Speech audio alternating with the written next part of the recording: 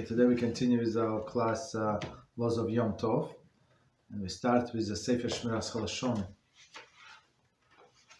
Today's topic is the sons of Korach.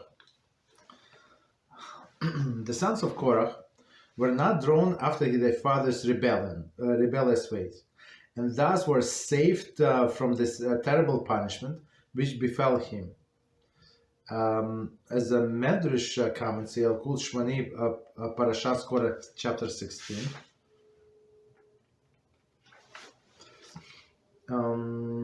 Praiseworthy is the man, is from Tehillim 1:1.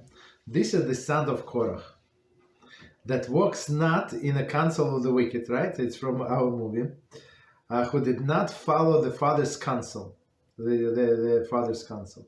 As it is written, Moshe told the people, turn away now from the tents of the wicked man. It's from Bamidbar 16:26.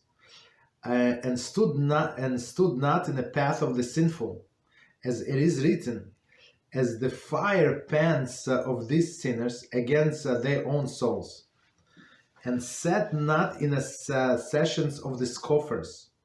This refers to the Korach, who scorned Moshe and Aaron. The Medrash in Yalkut Shmoni 7:52 relates that at one point sons of Korach were in dilemma. They were sitting in their with their father when Moshe appeared. They said to one another, "What shall we do? If we rise out of respect for Moshe, we will in effect be shown disrespect to our father. And if we commanded to and we are commanded to honor our father and mother. If we do not rise, we will have transgressed the commandment to rise before a sage." They decided to rise out of the respect for Moshe. It was in this merit that they were saved. From that, for at that moment, thoughts of repentance stir in their hearts. So much to comment. So let's see. Regarding them, did David say, "My heart is astir with a good theme." Tehillim 45:2. So let's do from the beginning. We're going to explain a lot of going on is here. So just to remember, not the last time, but the time before last, we said that so person is always biased. And when somebody has like argument, strife with his father, he would automatically take the father's side. It doesn't matter, father is right, not right. So and it's absolutely wrong to do that, right? That's what we said. So a person has to like stop the strife, no matter what. Right? Don't take sides, and it's, as we said, it's very difficult. And here is a life example from the scripture from a story of Korach and his sons. So they were in big dilemma. So let's do line by line. It's very interesting. So one more time. The sons of Korach were not drawn after their father's rebellious ways. So meaning in the beginning they were, but then they stood strong and did whatever is proper to do. And I think last time and times before that, the question was what to do when your family is pulling you into one side and you need to do, and you know there is a wrong side. So I have to stay strong, right, and separate the way the sons of Korach separate from their father, even though maybe he was a good father to them. Nobody said no, right? But we have to go to the right side. So one more time, the sons of Korach were not drawn after their father's rebellious ways, and thus were saved from the terrible punishment which befell him. As the Medrash comments, praiseworthy is the man, right? So and then the Medrash comments, this is the sons of Korach, right? So they withstood the test and they became big scholars. That walks not in the counsel of the wicked. So who is the wicked? The Korach is wicked, right? Who did not follow the father's counsel, right? Meaning that the sons, as it is written, Moshe told people, turn away now from the tents of this wicked man. Okay. And continue with the Tehillim. and stood not in the path of the sinful, as it is written, as the fire pen of these sinners against their own souls, but not the sons of Korach. They were not part of this group. Continue, and sat not in the sessions of scoffers. Right, this refers to Korach, who scorned Moshe and Aaron. So scoffers, right? So one more time. So the situation was like, and it was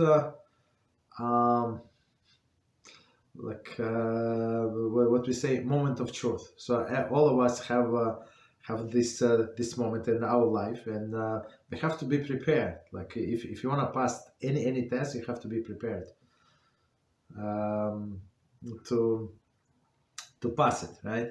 So they were sitting together with their father, and Moshe would come. So if they would rise in honor of the Moshe, and not only in honor of the Moshe as a person, as a big scholar, but he also was a prophet, and he also was a king, right? And the first king that we had, right? So that's like you have three obligations to rise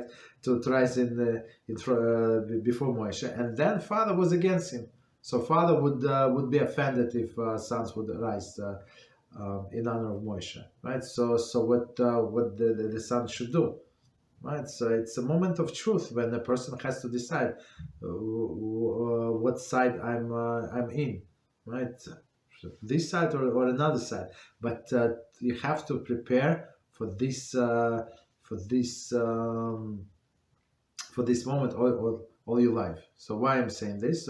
It happened to a person, one of the close students of ours, and it's a lady. So she was for some times, and it's very interesting that today, this morning, so she signed up from one of our groups, whatever group. So I asked her friend, I said, what's going on? Did we offend you? What is the problem? Right? And the friend said that in the shul where she goes, the rabbis actually push her. If you want to come to the shul, and it's the only shul around, unfortunately, so you cannot be part of that group. So basically, it was choice between us and whatever Rebbetzin likes. And unfortunately, she bent to another side. And I don't know what she's going to gain from this Rebbetzin, but she's never. She had promised not to watch our channel. Basically, it's very, very unfortunate. So we have to ready for such a moment of truth. So what are you going to gain, right? So like, what are you going to do? What are you going to respond? It's very interesting. So they decided to rise out of the respect of Moshe, right? So they did the right choice, right? It was in their merit, and this merit, as we said many times, one mitzvah brings another mitzvah, right? So this merit that they actually only for rising, right? So it HaShem as a merit, right? In merit of this, he sent them the thoughts of the Shua. So that's amazing. That's amazing. So like all of these small things, but again, like if I would not be prepared, like for this test, for example, but somebody said you're going to against your organization, against your, I don't want to mention names, or and you're going to get some benefits, whatever. I'm not sure what she's going to get, what benefits. I don't know. But it's very, very, very, very, very sad. But you have to prepare in advance. Like think about it. Like when you on a street, right? You're going to, let's say on Shabbos, you cannot listen to your headphones. So and you walk in and think Torah and think play out the situations. What are you going to do? It's very interesting. Okay, so we stop here. Right, so and this right decision was actually opened a huge door for them, and they became the famous Korach sons that actually they wanted the Hilim of the day, of the week. We actually dedicated to these people, amazing people. But they had to think about it and prepare for that moment. So I asked this friend of this lady not to get offended, not to be this or that. Okay, it's her decision, her life, and I hope that she's going to be happy and lucky in everything, all of the blessings from the Torah. But it's very interesting.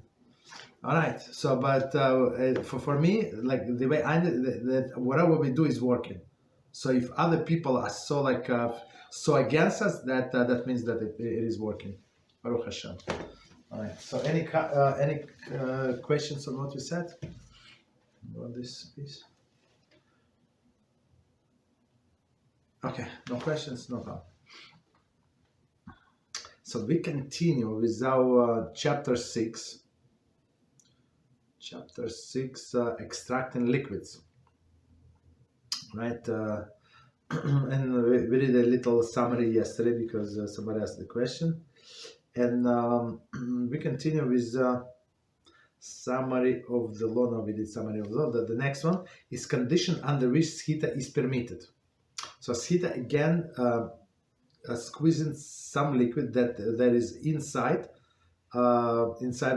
something else, right? And we said there is 3 different categories. One is biblical, which is olives and grapes. One is rabbinical, the fruits that they usually squeeze, and one is category that not forbidden at all, that fruits or vegetables that not usually squeezed. Okay.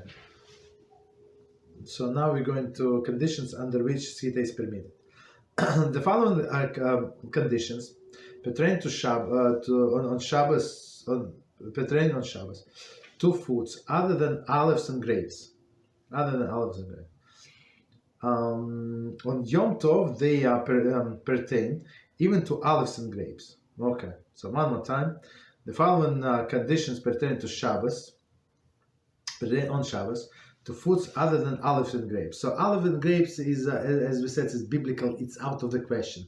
So, so our sages, if they would give us any leniency, they can give us only leniency on what they said, only on rabbinical. So whatever they forbade, they said yes, we forbid in general for everybody, but in such circumstances, if you do it not directly, indirectly, this and that, so they gave us condition like some exceptions, but biblical they cannot give us exceptions.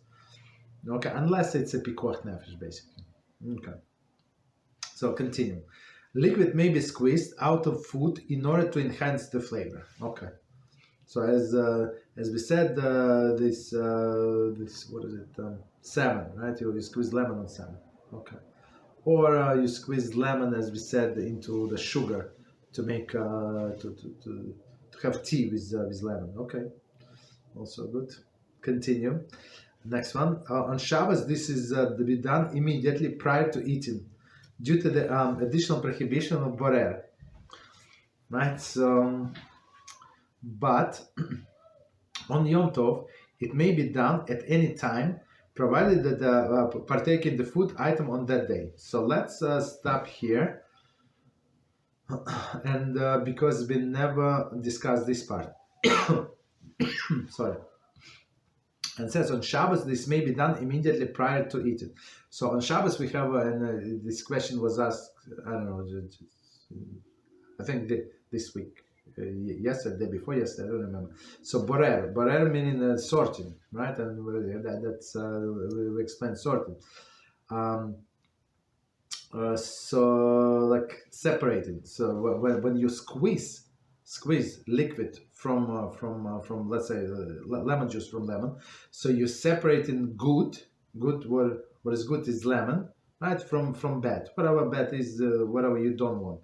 The lemon itself, the fruit itself, right? So, and since it is borer anyway, right? It is borer. So there are 3 conditions that apply to borer. It's what is it? For immediate use. So you're going to it with the hand, right? Meaning that you don't use any special implement, and good from bad, right? Good whatever you want, and bad whatever you don't want.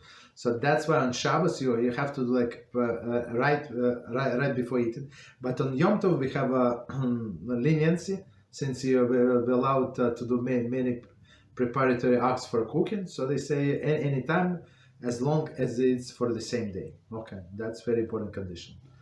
Next one. So that's the difference between Shabbos and Yom Tov. So that's a big issue.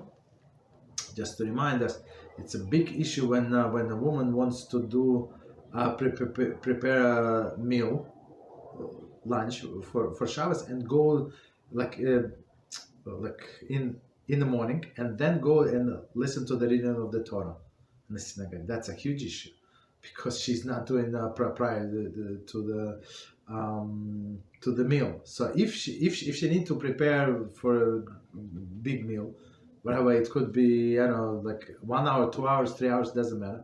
So she can do all of this borer, all of this sorting. There is no problem whatsoever, because it is prior to the meal. Because all of these 3 hours, 2 hours, it actually takes to prepare for the meal. But if she did it in the morning, right, and then she makes her breaks, go to the shul, so it's she actually in violation of this halacha, which is which is a big deal, right? So it's not prior to the meal, one of the 3 conditions. Continue.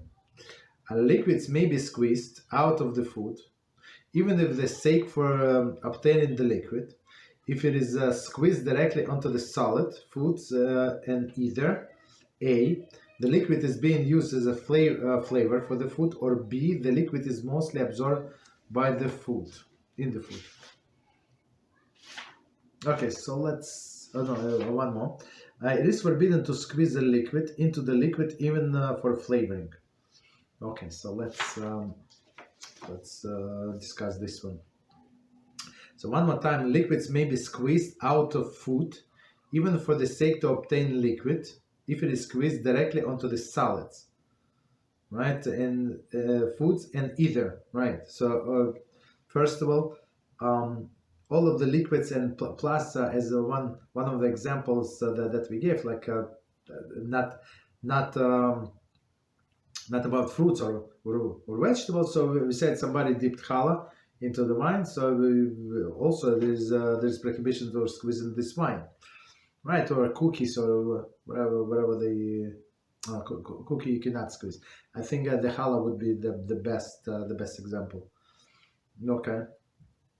So because it absorbs a lot, and you can actually squeeze it soft. Okay, so you're allowed to squeeze these fruits or vegetables in order to obtain the liquid, right? So far so good, and with condition that you squeeze directly on the solid food, meaning for example sugar, right? It's solid.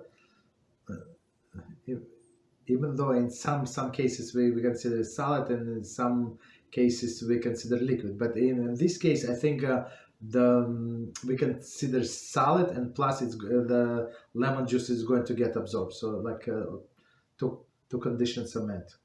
Okay, and plus one of the two, the liquid is being used for flavoring, right, as a salmon example, or a second liquid mostly absorbed into the food.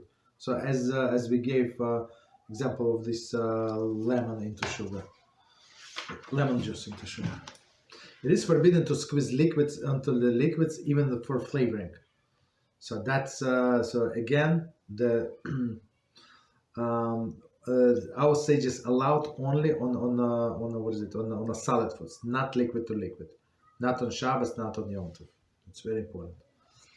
And one more exception: sucking the juice out of food is permitted. However, when doing so, one should avoid squeezing any liquid out with the hand. Right. So sometimes the person would suck with the orange juice, right, from a piece of orange. Okay, so there is no problem, but no pressing basically. You want to suck out, no problem. Okay, continue. Next one, juices that seeped out. Okay, so seeped out meaning by themselves, and I think the best example would be, as we said last time, when you cut orange with a knife, like without peeling, you cut orange, so some juice would get out, right? Seep out. So it says, regarding this matter, the fruits and the vegetables are divided into 3 categories mentioned above. Number 1, liquids that are sipped from olives and grapes on Shabbos or Yom Tov may not be consumed until after Shabbos and Yom Tov. So, I mean, the first category is very, very straightforward, since it is a biblical prohibition to squeeze it, and it's sipped out. Of course, you did not squeeze it. Of course, you did not do anything to do that, but still, so since it is biblical prohibition, so it is not allowed to drink these liquids until after Yom Tov, right? You can do it as soon as Yom Tov ends, if need to, right? Number 2, with respect to other commonly juiced fruits and vegetables, if the fruits from which the juice came were intended for juicing, that which was executed is forbidden until after Shabbos or Yom Tov. If they were intended for eating, the juice is permitted immediately. So, and let's explain this part, because it's very, very, very interesting. So one more time, with respect to the other commonly juiced fruit, so I would say maybe apples, maybe apple. I'm not sure. Apple not juiced so easily, but orange, I think it would be the best example, right? On vegetables. If the fruits from which the juice came intended for juicing, so there, for example, they bought oranges for to make homemade juice, right? So that's for sure. It will be forbidden until after Shabbos, because that's it's very, very, like very close to the biblical Melachah. Okay. If they were intended for eating, the juice is permitted immediately. Meaning, if you were, in our example, if you were cutting the orange, right, in slices, and then like some juice came out, so there is no problem. You can drink the juice, because it was not your intention, and even from the beginning when you bought these oranges. Okay, continue. Number 3, with respect to the foods that are not commonly juiced, any liquid that seeps out may be consumed immediately. So the example that we gave is the melon. I mean, maybe people squeeze melon. I don't know. I don't think so, but possible. But most of the people would not. So if you, when you have like juice from melon, well, when cut, there is no problem. You can drink it. Okay, so let's go to practical applications. Any questions on what we said before we go to examples? Rabbi? Yes. There's a question on the board. It says, Shalom Kodov, does squeezing onto the ice floating on the top of the liquid count as squeezing onto a solid? Ice, the floating on the top of the liquid? Yes, the ice is a liquid. The ice is not considered to be solid. So, and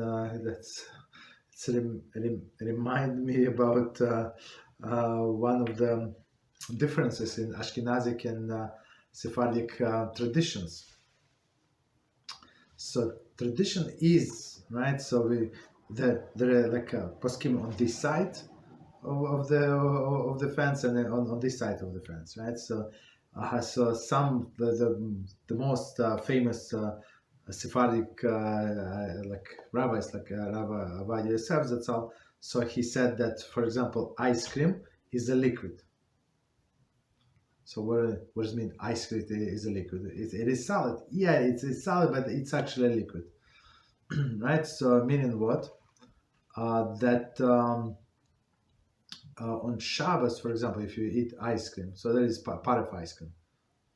Does not have to be milk, right? So if you eat such an ice cream, so you would not say a blessing. Why? Because when you say the blessing over the wine, it's actually covered all of the liquids. And even the liquids that did not usually drink in the middle of the meal, still they're covered. So all of the liquids are covered. But Ashkenazi approach is not. We say no.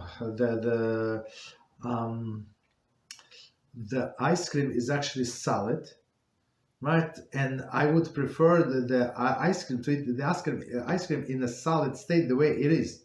I don't want it to melt. So if I would prefer this solid state to the liquid state. And that's why Ashkenazi, so if you eat ice cream, let's say at the end of the meal, so you would say a separate blessing. That's very interesting, right?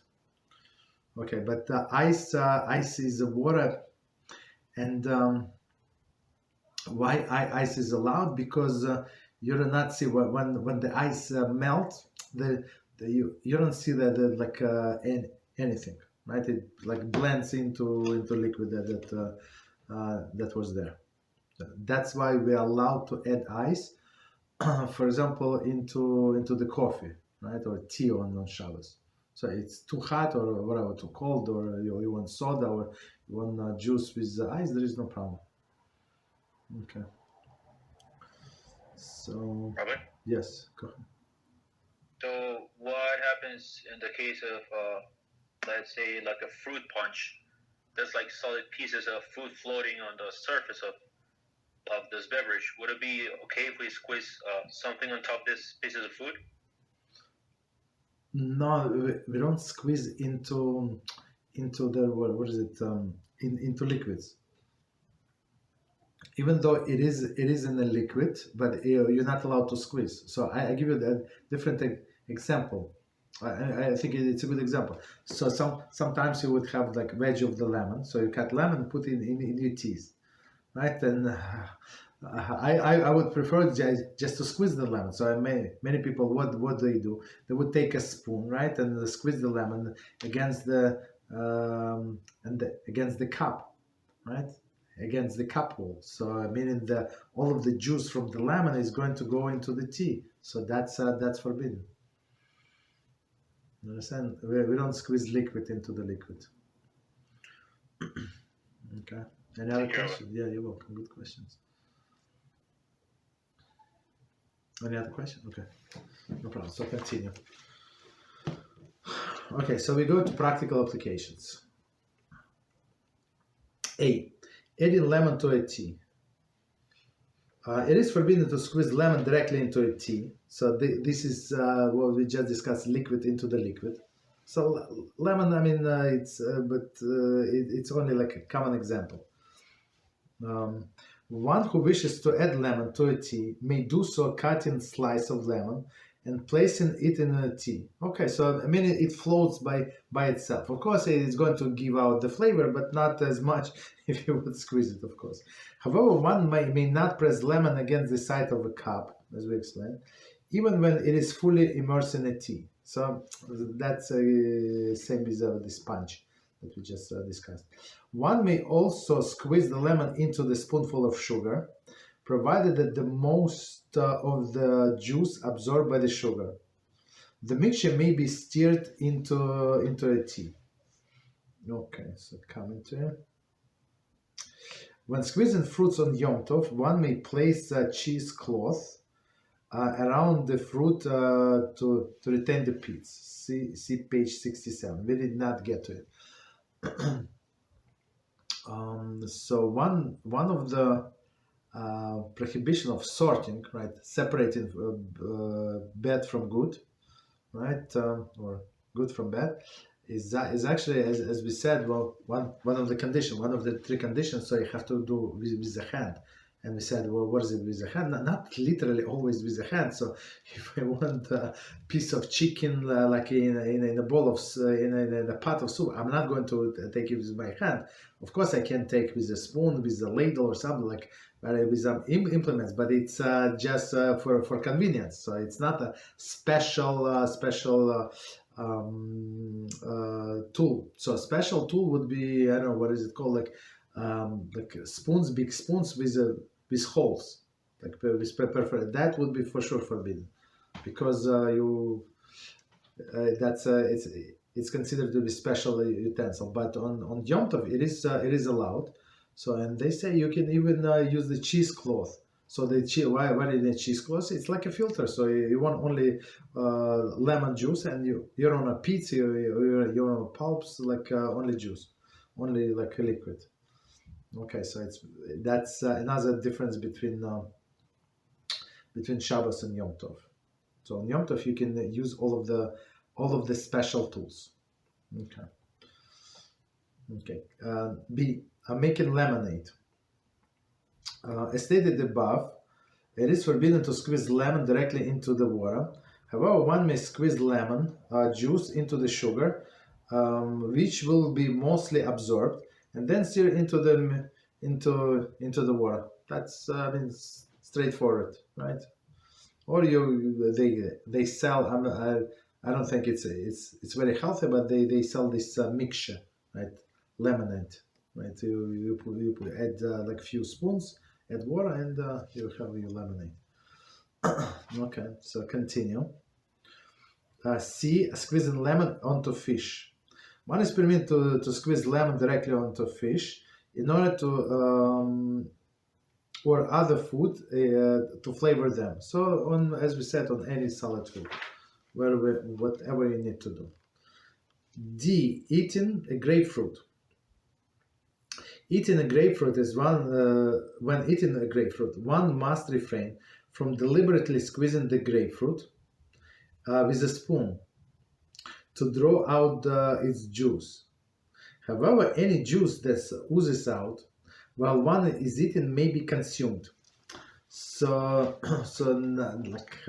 common way of eating the grapefruit is with a spoon. So you cut it in half and you take a teaspoon and start eating.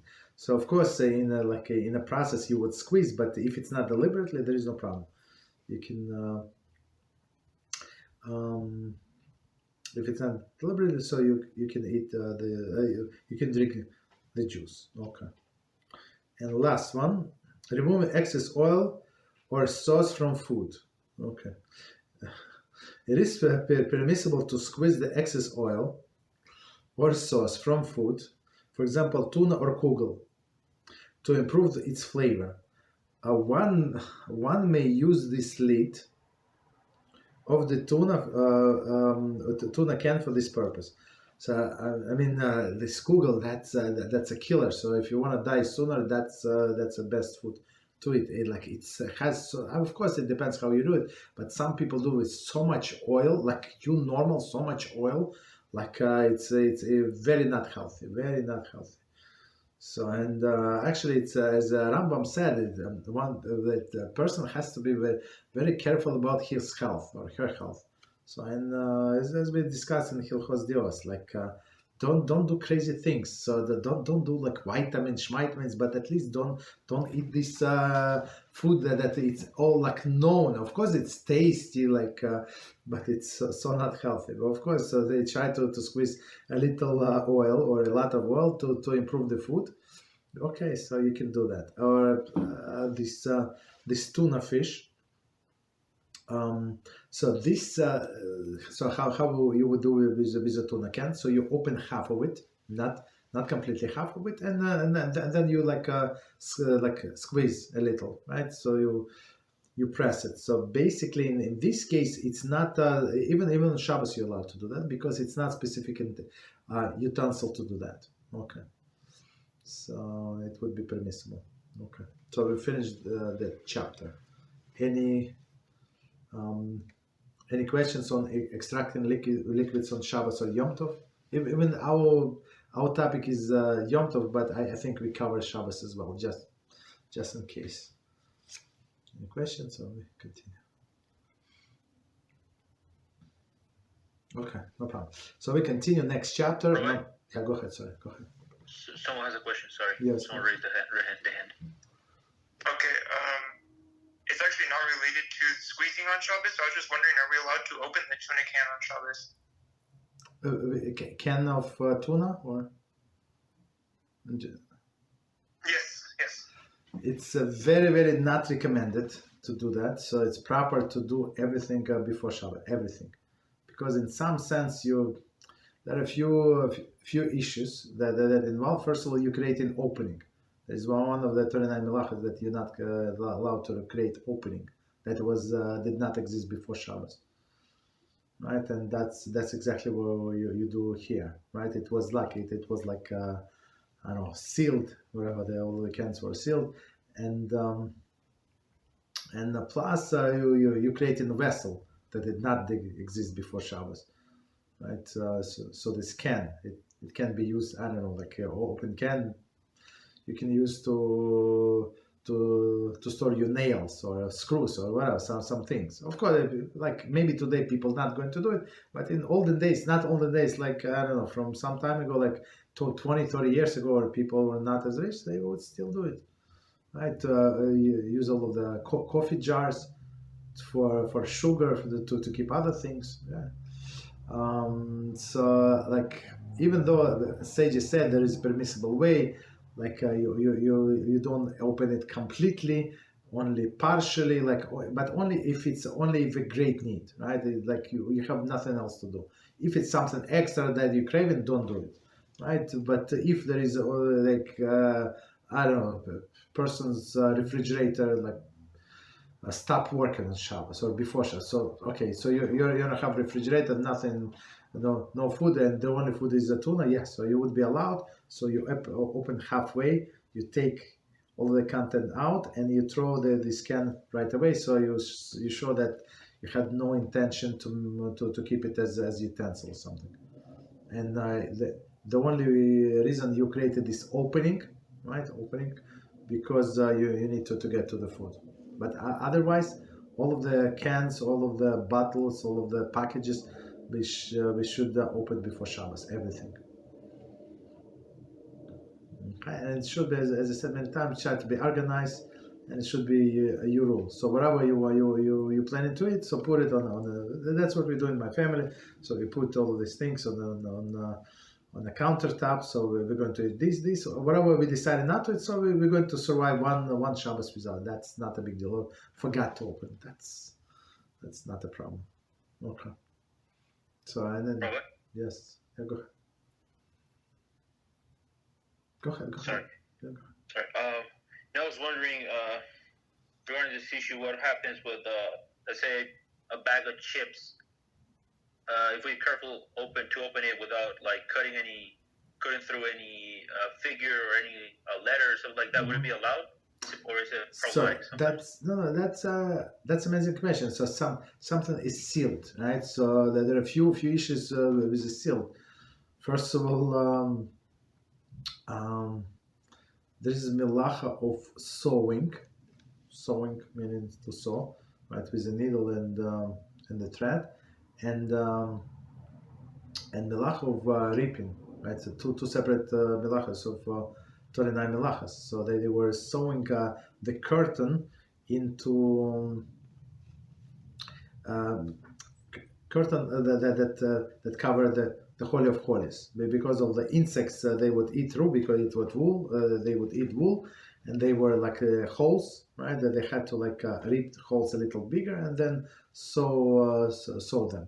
So that like sewing is forbidden, and the talada, like extension, like of this sewing, is actually gluing.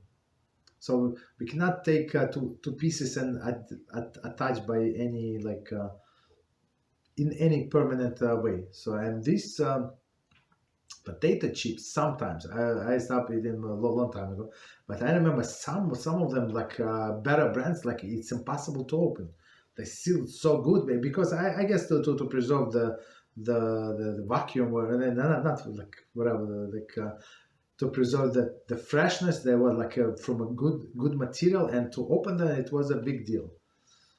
You understand? So in this case, even you're very strong, so it would not be allowed for you to open like this bag of chips. So you would need to take scissors and cut it, and make sure that you throw out the bag. Don't leave the bag.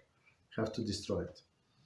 Okay. So right. So the scissors is the only way to go. Otherwise, you can damage the writings. Very good question.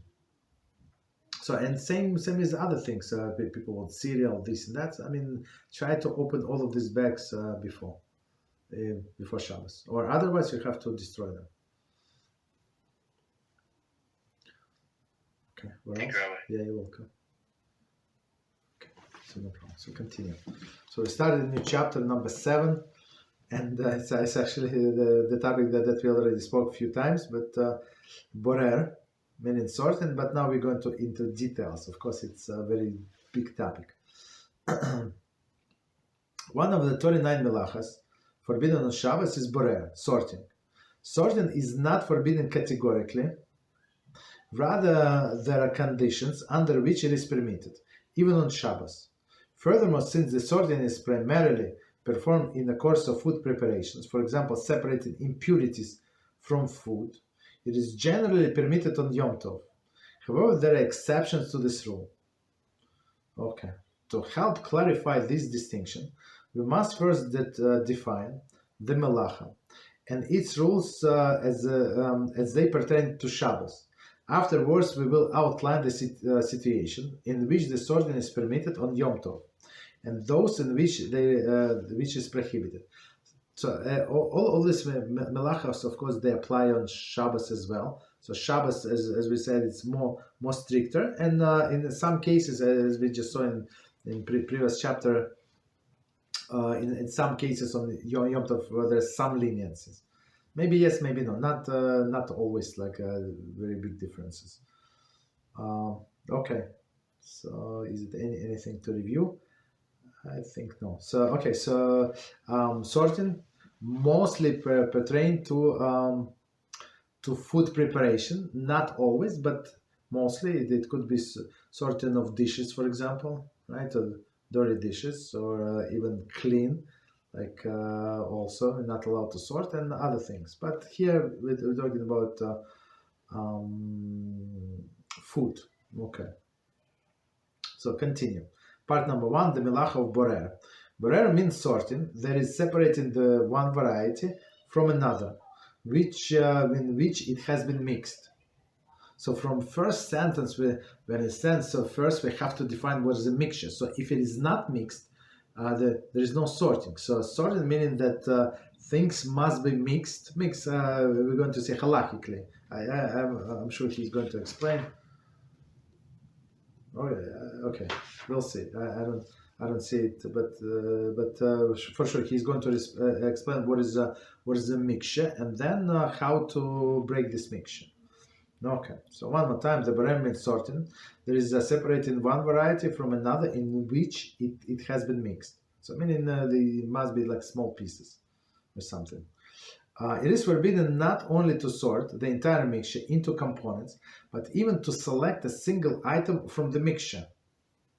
This act of separating an element from which a mixture is constituted Melachah of borer. Okay.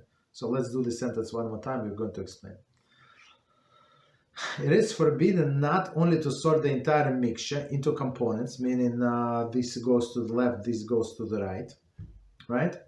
But even to select a single item from the mixture. So on meaning what? Bad from good. So for example, you like as we said before, the best example that I like is you have a cluster of grapes and one is spoiled one, rotten. So you're not allowed to take it out. Not allowed to take it out. Okay. The act of separating an element from within the mixture is constitute the Melachah of borer. So it was mixed, and you take one element out. That's a violation of this Melachah. Continue. In the case of foods where the question of borer frequently arises, the mixture can be composed of 2 or more different types of foods. For example, nuts and raisins. That's a perfect example. Or the food and waste material. Or for example, edible matter with dirt, pits, bones, shells, or spoiled foods. Okay. Common activities that are possibly subject to borer includes peeling fruits, vegetables, eggs, shelling nuts and removing pits or bones from food. Okay. Foods, however, the Melachah is not restricted to the sorting of solid foods, for solid items, but also applies to the liquids. For example, skimming the fat from soup, okay, and from non-foods, for example, sorting cutlery. In all these cases, the mixture to which the law of BeEzrat applies can contain either several types of useful items or one useful item intermingled with some sort of waste material. Okay, so it's a lot of information. So let's do this paragraph one more time, and we're going to explain, because if you never learn this, that's too much information. Okay, so let's do it from the beginning. We're going to explain. In case of foods, where the question of BeEzrat frequently arises, the mixture can compose of two or more different types of foods. So mixture, so like small enough, right? The piece is small enough, so they look mixed, right? So meaning what? So raisins and nuts mixed. So like if you have a bowl of fruits and you have 2 apples and 1 orange and plus banana, they're not mixed. So because they clearly defined, and they're not mixed. Okay, they're one on top of the other, but they are not mixed. Right? But the nuts and the raisins, for sure they're mixed. So, for example, if a person wants to eat only raisins, for whatever reason, there's no problem. He can or she can take only raisins and eat. But if they want to eat raisins, but there are a few nuts, they're still there, so a person would not be allowed to take out the nuts in order for a raisin to remain. That's a clear violation of this Melachah. So only remember, first the condition, good from bad. Bad is whatever you don't want.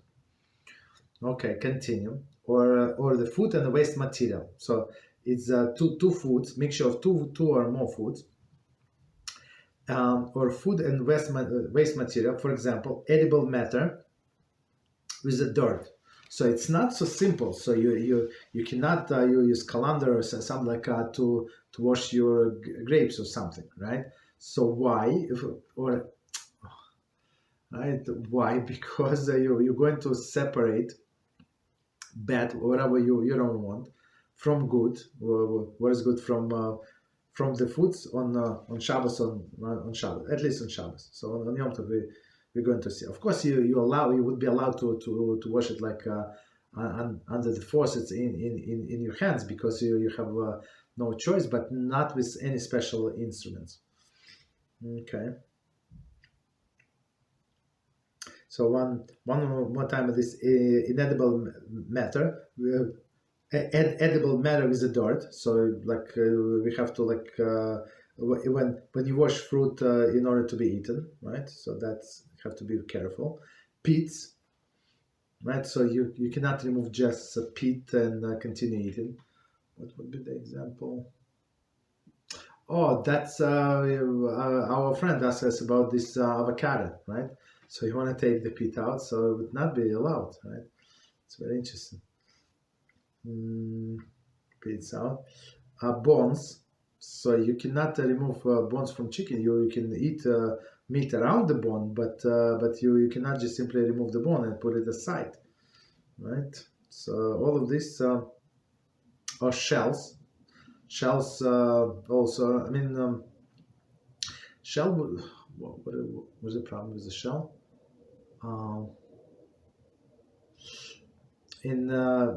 When you have a shell, the only way to get to the food is to shell for example, the egg. Okay, but he just gave an example, but with a shell and an egg, there is only one straightforward way, like to separate bad from good. There is no other way. Right? Or spoiled food. And spoiled food, the example that I gave is just one grape, right? So you have the whole cluster. So eat all of the fresh grapes, all the good grapes, but leave that one alone. Okay. So continue. Common activities that possibly subject to BeEzrat include peeling the fruit. So when you peel the fruit, for example, you want to eat apple. So we gave this example. You want to eat apple and you want to peel. So first of all, on Shabbos you would not be allowed to use the apple peeler, right? Not apple, but vegetable peeler, the same one.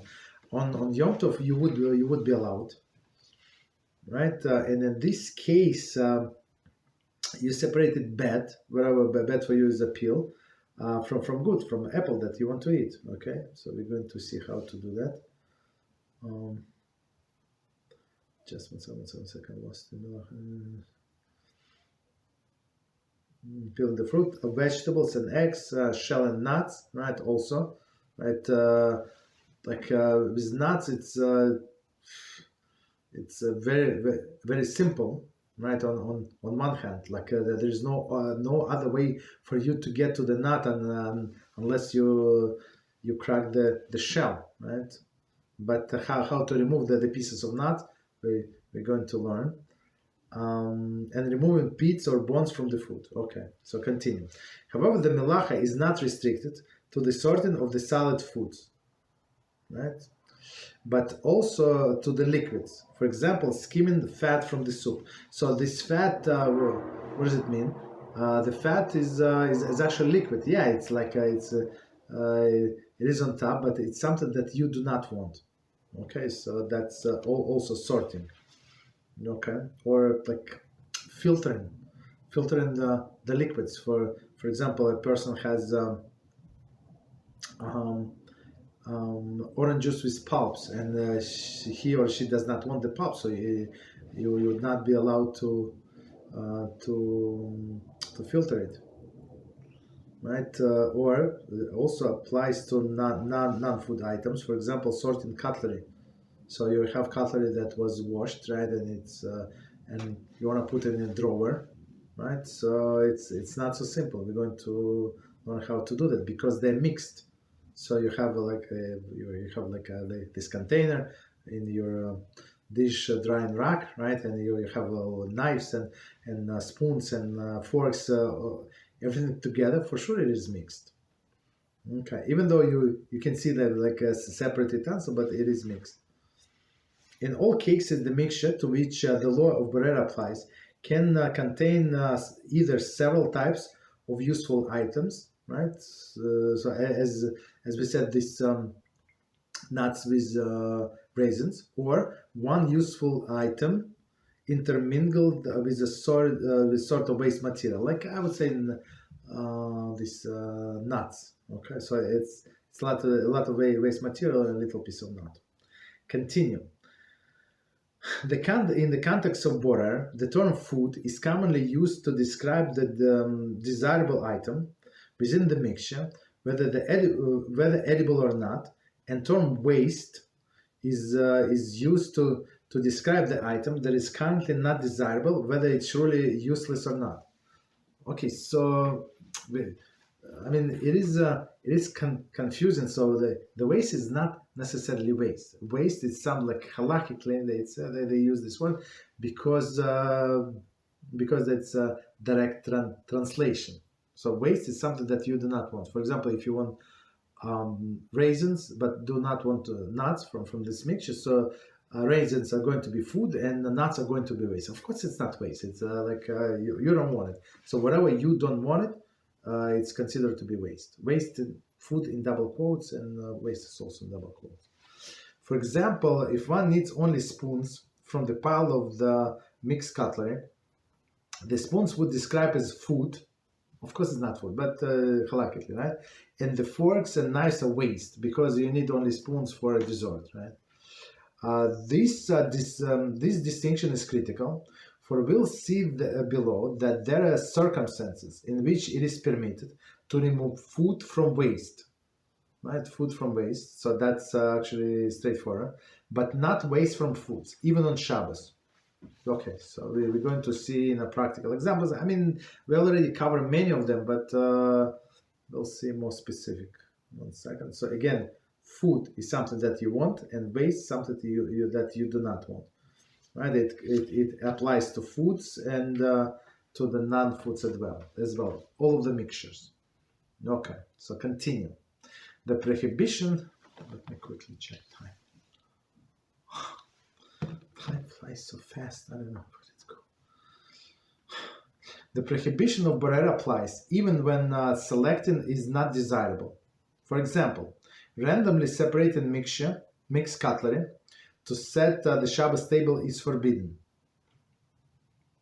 Right? So what does it mean? You have this container where in your dish rack when all of this your cutlery was drying, right, after you wash, and so you cannot take like with your eyes closed, like something from there. Okay, oh, it's not okay. It's go on the right side of the plate, right?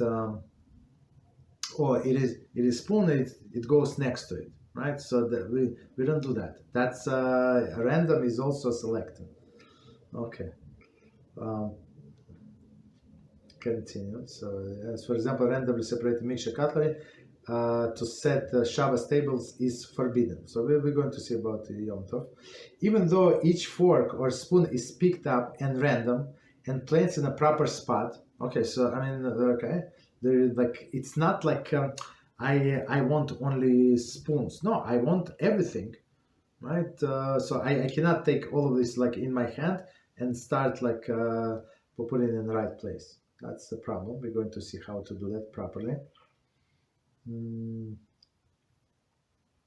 Okay, so this activity, so when you have all of this cutlery in your hands, for example, the activity is governed by the laws of borer and must be performed only to permitted manner described below. So we're going to discuss how to do this. So like in summary, you have to break the mixture. So if it is not mixed, there is no problem.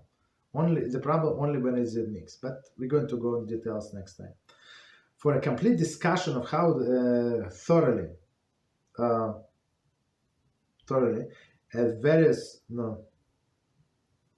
complete discussion thoroughly and the various elements of the mixture must be intermingled, meaning how thoroughly, meaning how like if one on top of the other is it intermingled or not, in order to constitute the mixture, and how. So okay, that's what we discussed, right? So we have to give definition of the mixture, like how good or thoroughly it must be mixed, and how different they must be to form each must be from each other in order to describe as a food and waste. So, for example, if you have like some similar food, but it's not the same. For like nuts, you have peanuts and you have other nuts. Like are they very different? They're not very different, right? But are the mixture of good and bad, like waste with food or not? Okay, so we're going to stop here, but you see, this is actually a very long chapter. Baruch HaShem. A lot to say. So, but at least I think we covered all of the bases, and we're going to build up on the bases in the next class. So, okay. Any questions on what we said? Go ahead.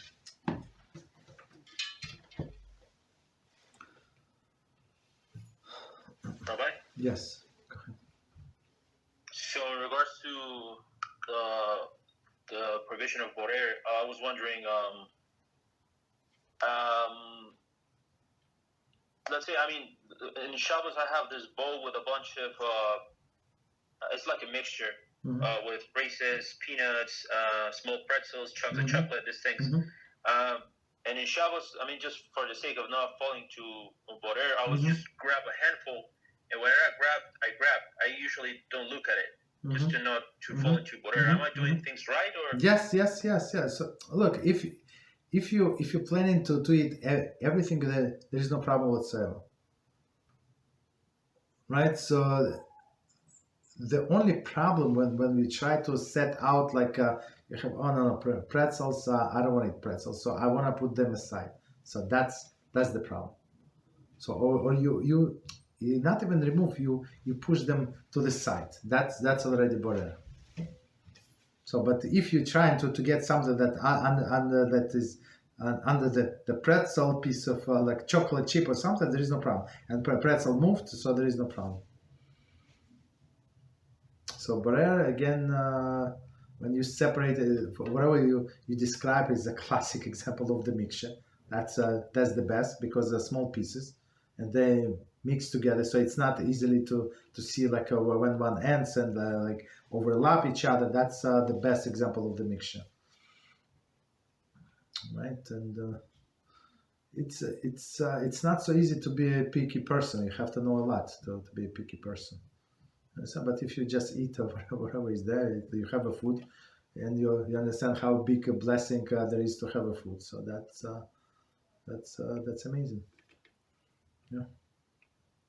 Thank you, Rabbi. Yeah, you're welcome. What else? We can go to any topic. Whatever you have, any topic is good.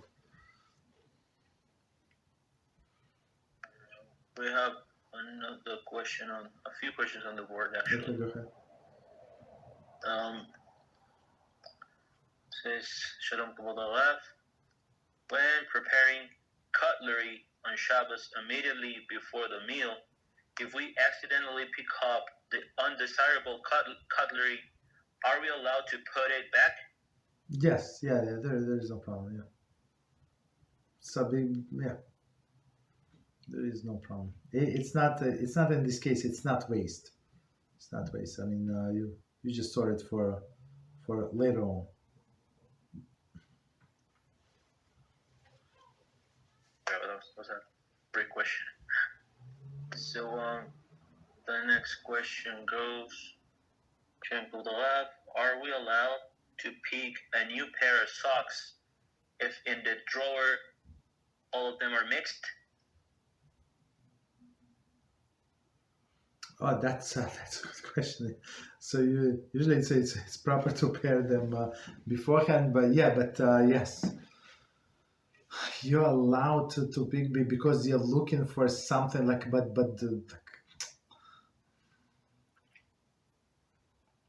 it depends how well mixed they are. Understand? It would be, of course, it presents some issues. So, but if you like indirectly try to move around and find whatever you want, it would be the best. So, but on one hand, on another hand, it's not considered to be mixture, right? Because they're all the same. It's not like it's like technically, for example, you want to use these socks, like I don't know, this color or that color, but basically, I'm not talking about men. For women, men should be all the conservative colors, right? Even though there's no like. There is no it's not forbidden to have like color socks, but I don't know why a person would do that. And you see that some people like they would dress like all the consortium in this like happy socks, whatever they call it, crazy color, it was crazy like drawings and stuff like that. And they would have the shortened pants, so when they sit down, so we make sure that everybody see their socks. That's ridiculous, of course. Right, so the socks is actually, I would say, in this last category when we just listed. So I would say they're not different, not so different from each other. So I would say they're in the same category. If you have like sports socks, like that somebody would wear like for working out, and dress socks, yeah, those are two different styles, two different types. So this would be a mixture. But if it's only like whatever one kind, there is no problem.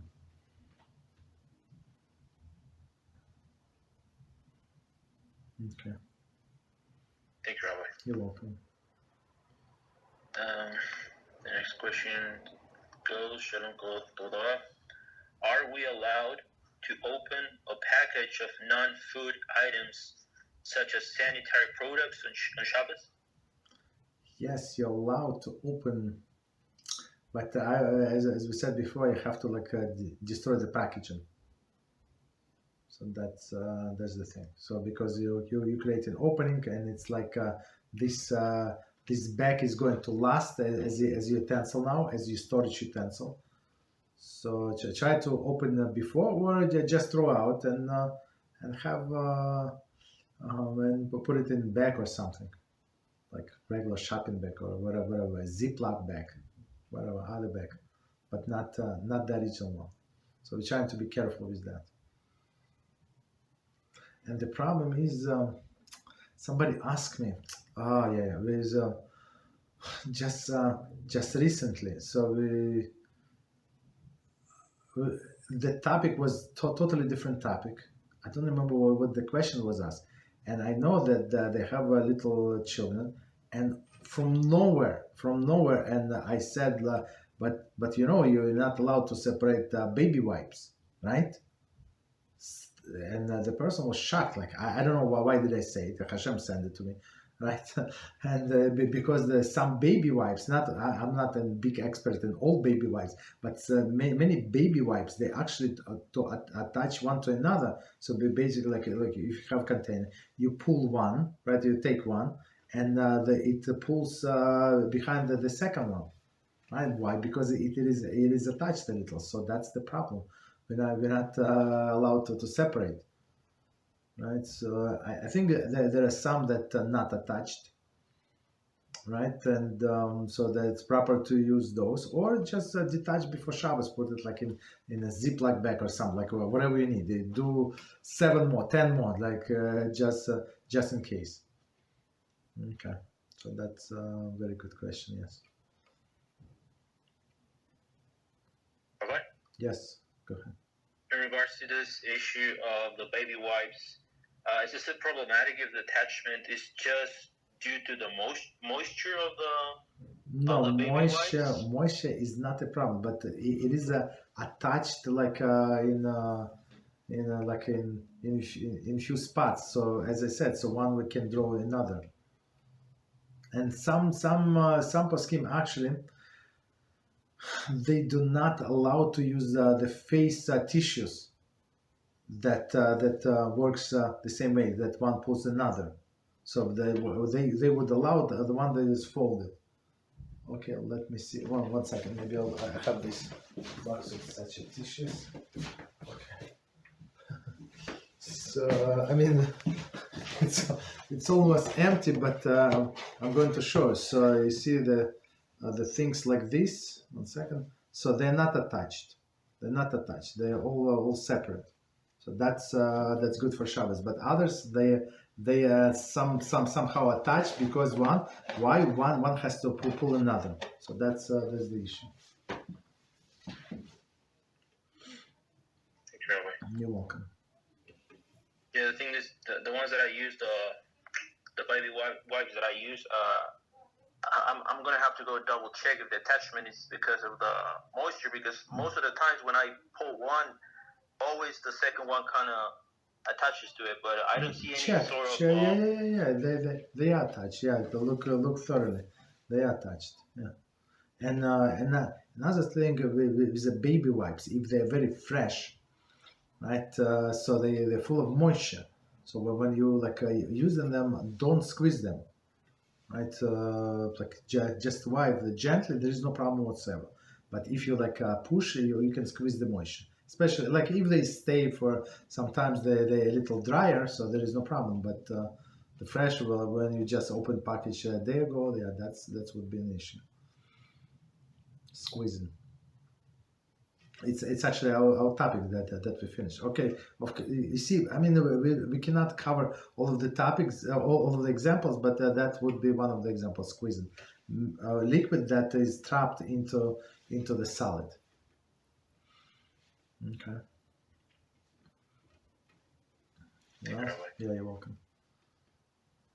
So the next question on the board goes, thank you for the Shiur. Question: if some people that convert are the gilgul of someone who went off the derech, then isn't it possible for them to still have things to do tshuva for even after conversion? After all, wouldn't such people have lived a whole life of sin beforehand? It's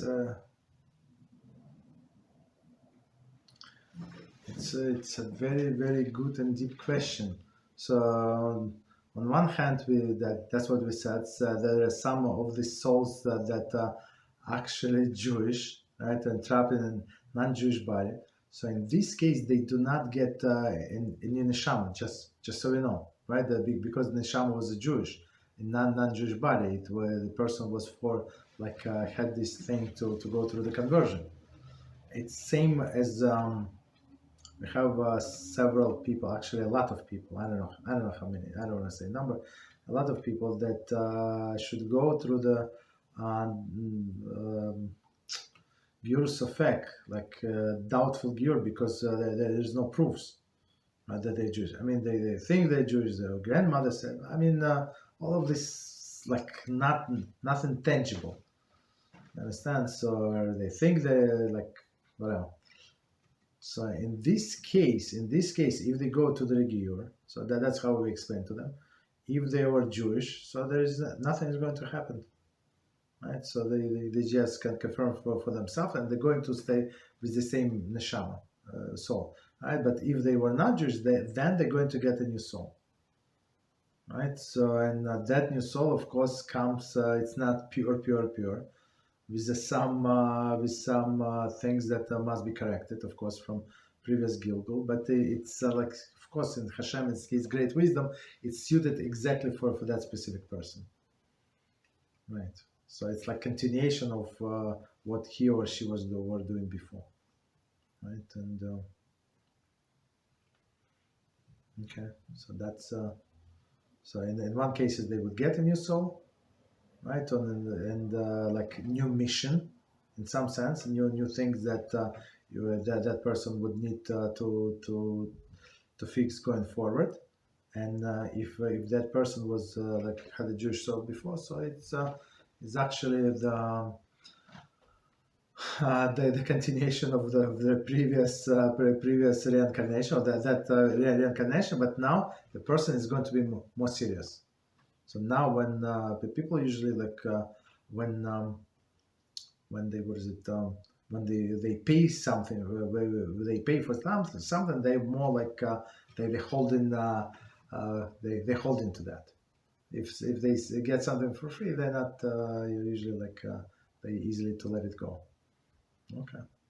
So now when they went through all of this conversion, all of the process, all of the pain, agony, and humiliation, and I deal with people. They telling me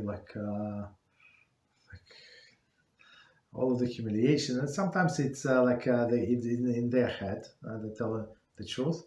Sometimes it's they pay attention to all of the stupid people around. I mean, if I would pay attention to all of the stupid people around, I would be one of them, right? You have to choose who to ignore, and that's it. So after all of this, after person went to conversion, so they are going to take the Judaism, hopefully, very, very seriously, not like last reincarnation. Okay. What else? Thank you, Rabbi. You're welcome. Actually, I had a question in regards to this issue of the conversion to. Let's say, I don't know, someone is in the process of conversion or decides to go through conversion, and the Messiah comes, I don't know, tomorrow, in a week from now, or something like that. And of course, as I have learned, this person is going to be helped to achieve conversion subsequently because he was already in the process. Yes. However, I'm wondering, how much into the process does a person have to be in order for it to be considered as an actual process of conversion? Because it's not the same to say, okay, I want to convert, rather than to start acting upon it. So how much does a person have to be within this process in order for it to be considered as a process of conversion by the Mashiach himself, so to speak? So there is no actual number from 1 to 10 how and what love. But if a person is serious, and for some people it takes time, and working with some people, and unfortunately they're so poor, I feel so bad for them, and then for them just to apply in a BeEzrat, so, I mean, in their money, I use a calculator to convert it in dollars. So it's like $600 or $700 just to start the application in BeEzrat. So and they don't have such money. You understand? I think it's per person. It's maybe per family it's cheaper. I mean, I did not ask, but they told me per person. Okay, I mean, because It's not the whole family converts. Two separate people, as they're related, but for them it does not matter. So for them it's like mission impossible. And then they force them to take classes. Okay, of course. To take classes. It's also thousands of dollars. I don't know how much, but thousands, few thousands, they told me. And they cannot afford. They're trying, but bro. So, but if person is serious, and the only obstacle was money, the only obstacle was some other things, not his personal issue, not because like a person did not want to move to Jewish community, for example, even though he had money or he was like he enjoyed his family, his convenience, be close to his job and stuff like that. So of course that's not serious person. So, but if person is shying, but it's financially, it's impossible for him to do for him. It's impossible. So they told me in like some people in the different countries. For them to come to the close to the Jewish community, they have to move to the capital of the country, and the prices, the way I understand, from the capital to where they live on the suburbs, I don't know how many miles from capital, that doesn't matter, like it's like 7 times, no, not 7, like 3 or 4 times more for rent. They hardly pay rent and wherever they live. So now, like, it's almost mission impossible. Of course, HaShem is going to help if they really want it. I offer them a few like options, like advice, not offered, like advice. Look into, but we'll see. I mean, if they're serious, but they cannot. For example, like physically, they cannot just say we're going to rent an apartment next to the shul, and they say, okay, give us rent and 2 deposits, right? And they say I have 13% of the first rent, and that's all money I have. So I mean, nobody's going to let them in. You understand? But if so people in this condition, so they are potential converts. But if person is like Rabbi Rubenschlitter sent me a student, and he said maybe you can help him. And the guy is, I said, so I like when people interview me, it's, you don't even understand how I like it. So they said, so where exactly are you teaching? Where exactly are you learning? So I tell them, so, but how about Kabbalah, Zor? I said, how about Borer? He said, what is Borer? I said, but you don't know what Borer? No, I don't know what Borer, but tell me, what is Borer? So the guy is learning Kabbalah, and he actually converted, unfortunately. Like 10 years ago, and still into Kabbalah, and we still got stuck into laws of Shabbos. You understand? So it's beneath his intellect, basically. So he did not join. So the clowns like that, or if a person says like I want to convert, I want to advance, but does exactly 0. So that's of course that's people who like not going to be saved, basically. Not going to be not saved, but considered to be like potential converts. Sorry, saved maybe if they're righteous people, there is no problem. They might be saved as a non-Jews. There is no problem. So but they're clowns, like they interview me. Okay, go ahead. Sorry, thank you, Rabbi. So the next question goes. Question on the board says, question regarding this week's parasha. Mm-hmm. When Avraham claimed Sarah was his sister in Egypt, is it lack of bitachon for Abraham to hide the truth? Mm-hmm. So that's a very, very famous question. There is written books on the answer to this question, because it looks like out of all of the people, right? He was ready to jump into the fiery furnace, right? And then now he said, "She's my sister." So what Avraham is doing? So I'm going to give you like short answer. And short answer is that we're not allowed to count on miracles. So and when he went to Egypt, he knew that these people are low lives, right? It was known fact. And and they like if you draw the parallel second time when he sent that she's my sister, it was to Avimelech's people, Plishtim, right? And when Abimelech, he considered himself very righteous person, right? When HaShem came to him in a dream, and HaShem said, like you're about to be with a married woman, and he said, look, I did not know that she's married. So this guy Avraham told everybody that she's his sister. So how did we know? So you want to kill the whole innocent, like you want to kill the innocent nations, or I think he said righteous nation, because of this, because we did not know, we were misinformed, and it's very interesting. So Rabbi Dessler Datzal explains. So why would Abraham say that she's my sister? And the answer is simple, because he said, well, when he answered Avimelech only when he asked him 3 times. On the 3rd time he answers. Why? Because there is, first 2 times he ignored. On the 3rd time he answered, and he said because there is no fear of God in Europe. So when a person does not have a fear of God, so that they can simply kill. They can kill me and take my wife, right? Because they don't have a fear of God. And these arrogant people, they're going to rationalize, right? So yes, with a married woman we're not allowed to be, but with a widow there is no problem. Yeah, you can marry the widow. So how do you meet widow? It's very simple. You kill your husband, and here we go. You meet the widow. You understand? So that's there's no logic reasoning with people who do not have Yirat Shamayim. So it's same as here, like we're not allowed to count on the miracle.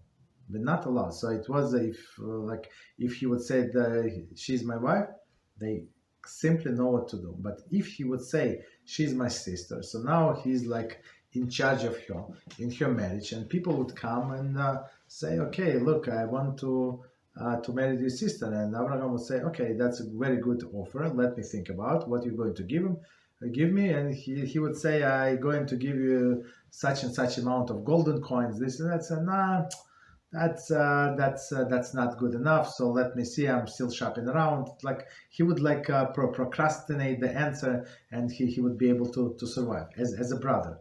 So brother, they're not allowed to kill. I mean, there is he's not an obstacle. You understand? So if he said that he's a brother, so there are more chances that for him to survive. Did he know that they're going to abduct you? Absolutely not. Maybe yes, maybe no. So we try not to rely on miracles and do in the natural order of things. And HaShem is, if He decides to save us, He's going to save us. If not, not. Right? But never count on miracles. That's a short answer to the thing. Right? So, and remember that all of these arrogant people that think that they are righteous, they have no idea. Even if you test them under the lie detector, they're going to pass. They are righteous. And how Avraham how did it enter his mind to play a trick with them like this? Okay. Thank you, Rabbi. Yes, you're welcome. What else? So the next question. Shalom Korach. Are we allowed to answer to a bad insinuation from an idolater about Klal Yisrael or Israel, to quote this pasuk of this week's parsha, that I will bless those who Abraham bless you, and him who curses you I will curse. Mm-hmm. In Bereshit 12:3. Yeah. Or could that be desecrating the Holy Torah? Thank you very much for the. I don't think it's a desecrating of Torah or the Torah. I actually was, believe it or not, I don't know who asked this question. I had this idea today because one of the video went viral, Baruch HaShem, about, as I said, about Satan. And all of these Muslims are actually cursing us non-stop. Maybe today block maybe 25, 30 people. Because like others not without cursing I left, but the one who curses I just block. So and I was thinking to put this first, but I don't want to give them the stage. Like just keep them away, basically, right? But there is that's the right verse. Whoever is going to curse you is going to be cursed, right? And whoever is going to bless you is going to be blessed.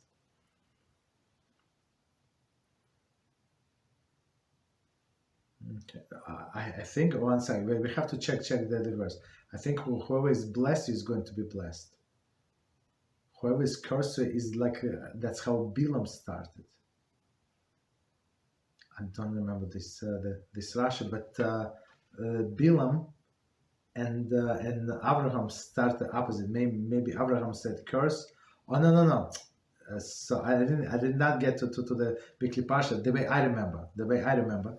So Abraham said actually from cursing and then finished with blessing. So and I think Rashi, if I remember correctly. So Rashi said, or the commentary said, that that's how the righteous person sees this life.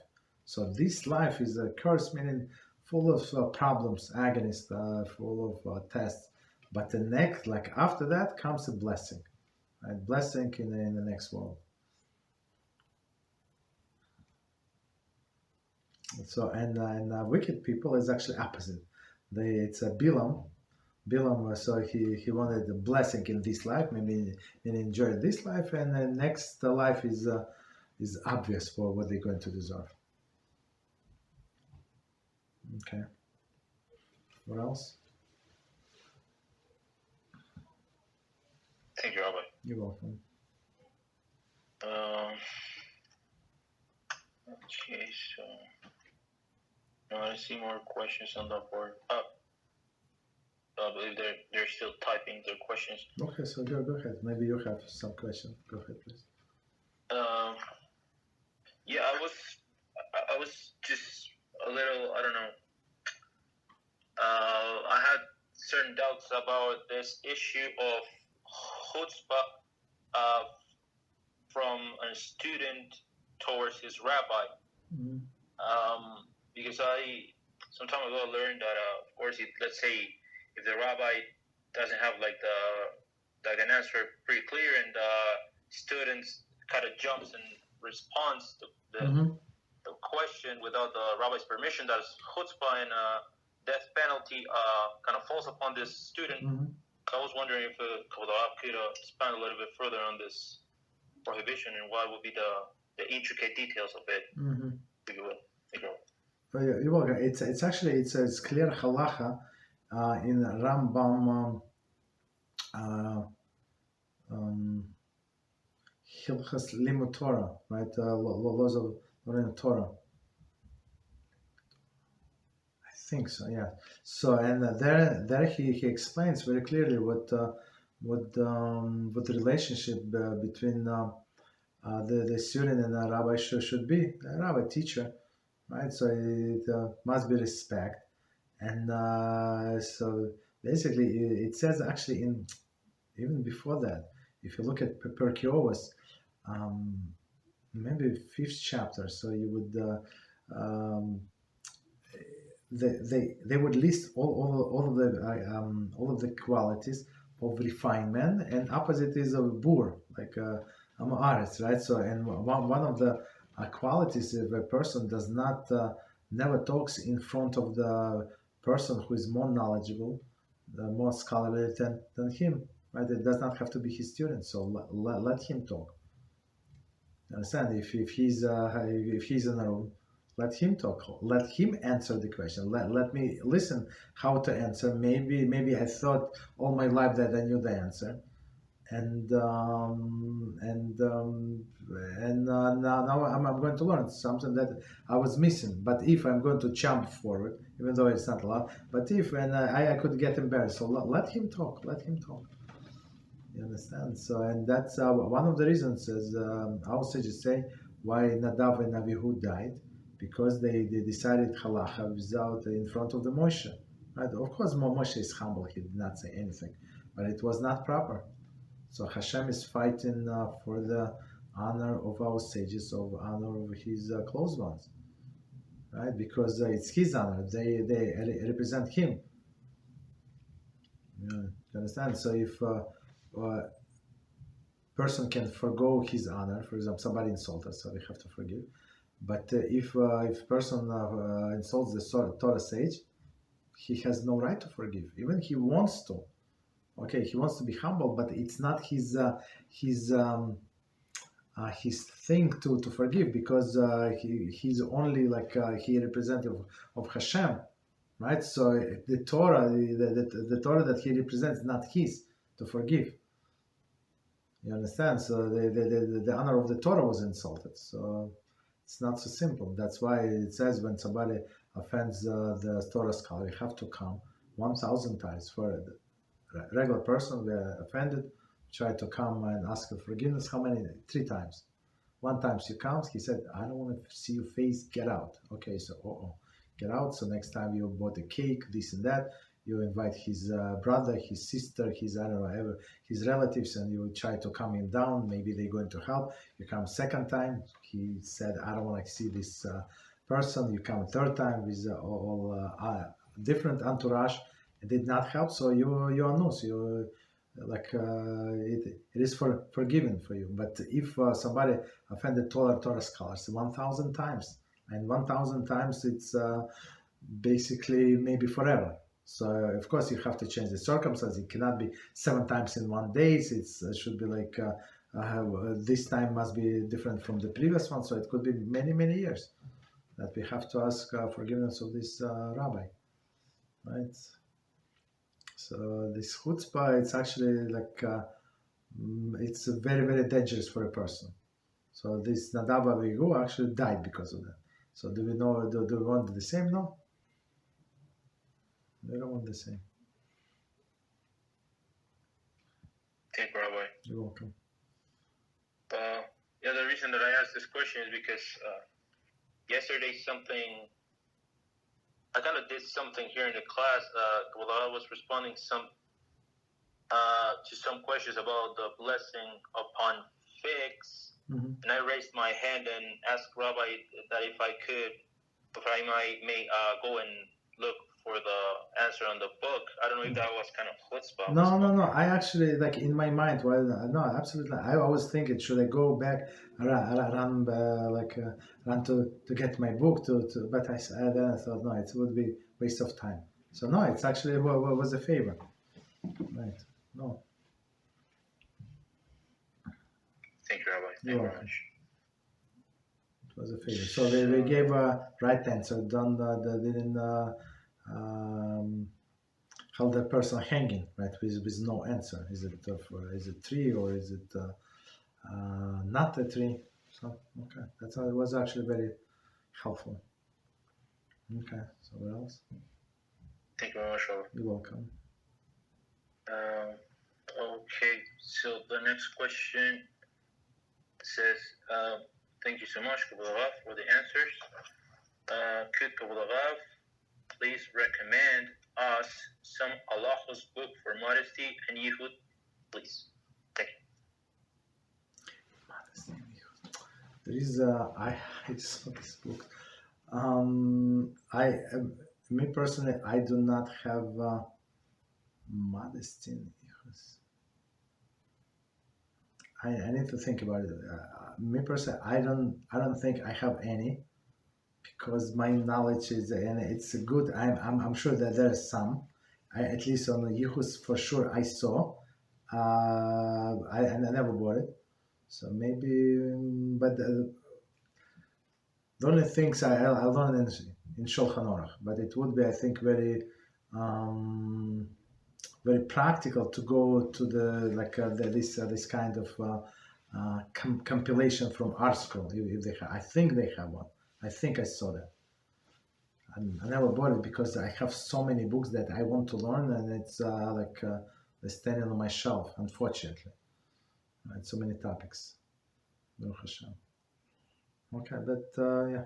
So, but we can look up for sure. There are books. Okay. Thank you, Rabbi. Yes, you're welcome. What else? I have some questions. Go ahead. First about scones that have dry grapes. Do we make the blessing on the grapes? On raisins, you say? It's a scone that have grapes that are dried. But I'm not sure if we need to say a blessing on those because they are like extra. So I'm not sure what is it? Is it what is it made of? Like it's a mizoinus, like a roll or something, and has a raisin it's inside? sweet. It's sweet and it's misoina. Okay. So technically no. If it's there is like raisins is secondary, they embed it like inside. Like in a dough, you say only mizoinus, and raisins are covered for sure. It's similar to the ones that have chocolate chips. Yes. Yes. So I mean, they for sure they to add the flavoring, right? But it's extra. They're covered. They're secondary to the dough.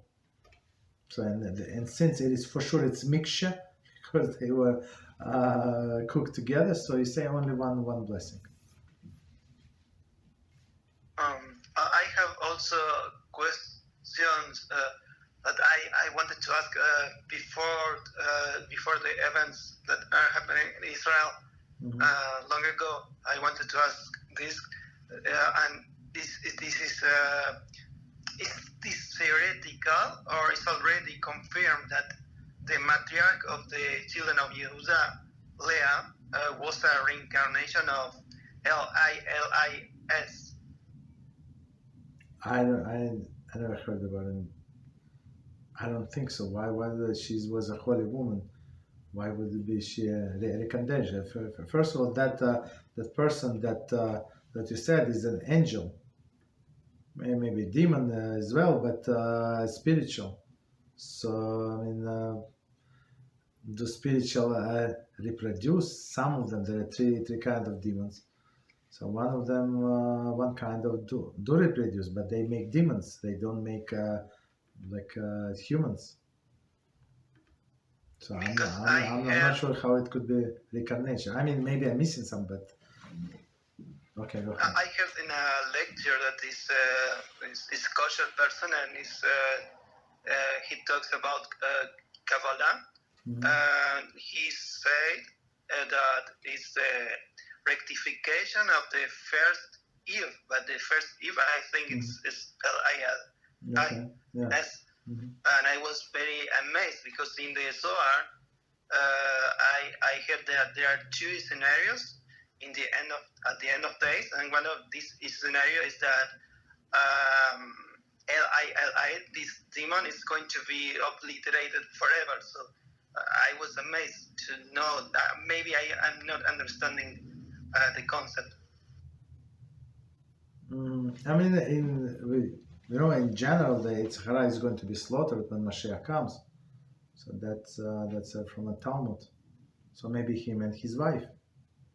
Okay, we don't need them because there are no more tests. So to only test only until Mashiach comes and the Messianic era starts. So it's not right away, right? I actually like in the middle of preparing of these clips. So it's not so simple. So I found this piece in the Talmud, and many rabbis say that it would take 40 years before the resurrection. It's one of the opinions. There are many, like, and how long the Messianic era is going to last. Also, there are like 7 opinions, different opinions. So it's not so simple. So, but we should not delve too deep into it. Whatever it's going to be is going to be. So we have to the main thing that we must concentrate on what side we're going to be. If Mashiach comes today, like, are we ready? Are we ready? Like, or we're not so ready? So that's the main question. Or like this person was put on the spot. I feel so bad for that person. Like, I don't know what incentive that they're going to give us, give that person to leave our group, to leave our classes. They were part of my different class. So probably they're not going to show up. The class is tomorrow. So we'll see. It's very, very, very sad. Like, what are you going to do when the pressure comes? And it's not Mashiach, like the whole world is in flames. It's only pressure from one person, right? Unfortunately. I mean, maybe it's more than one person, but that's the story. Okay, so we have to work on ourselves, change our characters today. How this is going to be this lady, different lady. Who cares? Also, it's in the pagan folklore of the Iranian groups of the Caucasus, the Cossacks have a progenitor mother that shares many similarities with the wife of the Satan, if not the same. And the Cossacks, I understand that they were they were working for the Nazis. Yes. So that's why I was amazed to know how can be a rectification or reincarnation of the first Eve. So also another question is related to this. What is first, Amalek attacking the Bnei Israel, or they are weakened in Torah, and then Amalek comes and attack them? So that's if you look in the Torah, so it says first like seemingly unrelated topics. So what is the topics? So it says you should have in your like bag, right? The kosher weight, kosher big one and small one, right? And kosher measure for right measure for liquids, for dry foods and others, right? And then, like, okay, so you should not have measure and measure, meaning one is not accurate, right? Like a weight, right? Where they used to have like weights, and they have like weight like pound, 3 pounds from one side, and then you put the apples, you put olive oil on another side. So that's how they used to measure, right? So these weights must be precise. And a few lines later, it says about Amalek. So our sages teach us every time the Israel is not careful with the weights, not careful with honesty in business, what happened next? Amalek comes. You understand? So that's the Amalek. And Amalek is they hate everything that is Jewish. They hate, and they hate God also. So when somebody wants to cool you off, so that's Zera Amalek also. I mean, maybe he's or she's the sweetest person in the whole world, like looks like, but they want to cool you down, right? They say, no, you don't have to be that religious, you don't have to be this modest, you don't have to be this, you don't have to that. You don't have to pray for men. You don't have to pray 1.5 hours every day, every morning. Like everybody prayed 30 minutes, so you be like them. So that's Zera Amalek. Understand? And it's Amalek is actually the gematria is doubt. So when you talk to all of these missionaries, all of the clowns, they would even though you don't believe them and it's funny and you just try to be nice and polite, so they might see it like put a little doubt in your head. Maybe there is some things that not exactly. Maybe there is whatever they say. This king was a king for 70 years, but actually, if you add this number, that number, it's not exactly 7, it's 5. So how did they say 7? Maybe it's a mistake. So whatever they have a million of tricks like that. So these doubts, when you have any doubts about HaShem, about his Torah, is Amalek. So it does not have to be like these guerrilla people with machete knives that is like with all these scarves. They don't want to chop you into pieces. No, could be the nicest people, the nicest, polite. They always say please. They also thank you. They say send you a box of chocolates, and they say how's your wife, how's your husband, and remember your mother. She broke her hip, and how's she doing? Maybe we should send you kosher food in the hospital. And they could be the nicest people, and then they try to cool you off. You understand? That's Amalek. That's Amalek. That's more practical. We're trying to be more practical. And sometimes there's Amalek inside ourselves that we have to kill. Right? They say all of the doubts. Should I go? Should I not go? That's Amalek. Finally, the final question for today, as for me, is can women fight with weapons in exceptional cases? For example, in the final battle of Jerusalem, or the other way to say is halachically okay for women to have military service when Galut ends? Okay, so there is basic rule that women are not allowed to go into army, and they're not allowed to even carry a weapon, right? So we actually learned in Igras Moshe, and it was it took us, I don't know, several days, but the days were every class is like 10-15 minutes, so it's not that much, but it went a lot of information into that. So one of the settler women, actually asked him, "Is she allowed to carry a gun?" So, and it was not such a simple thing. So, like especially on Shabbos. So Shabbos it's muktzah.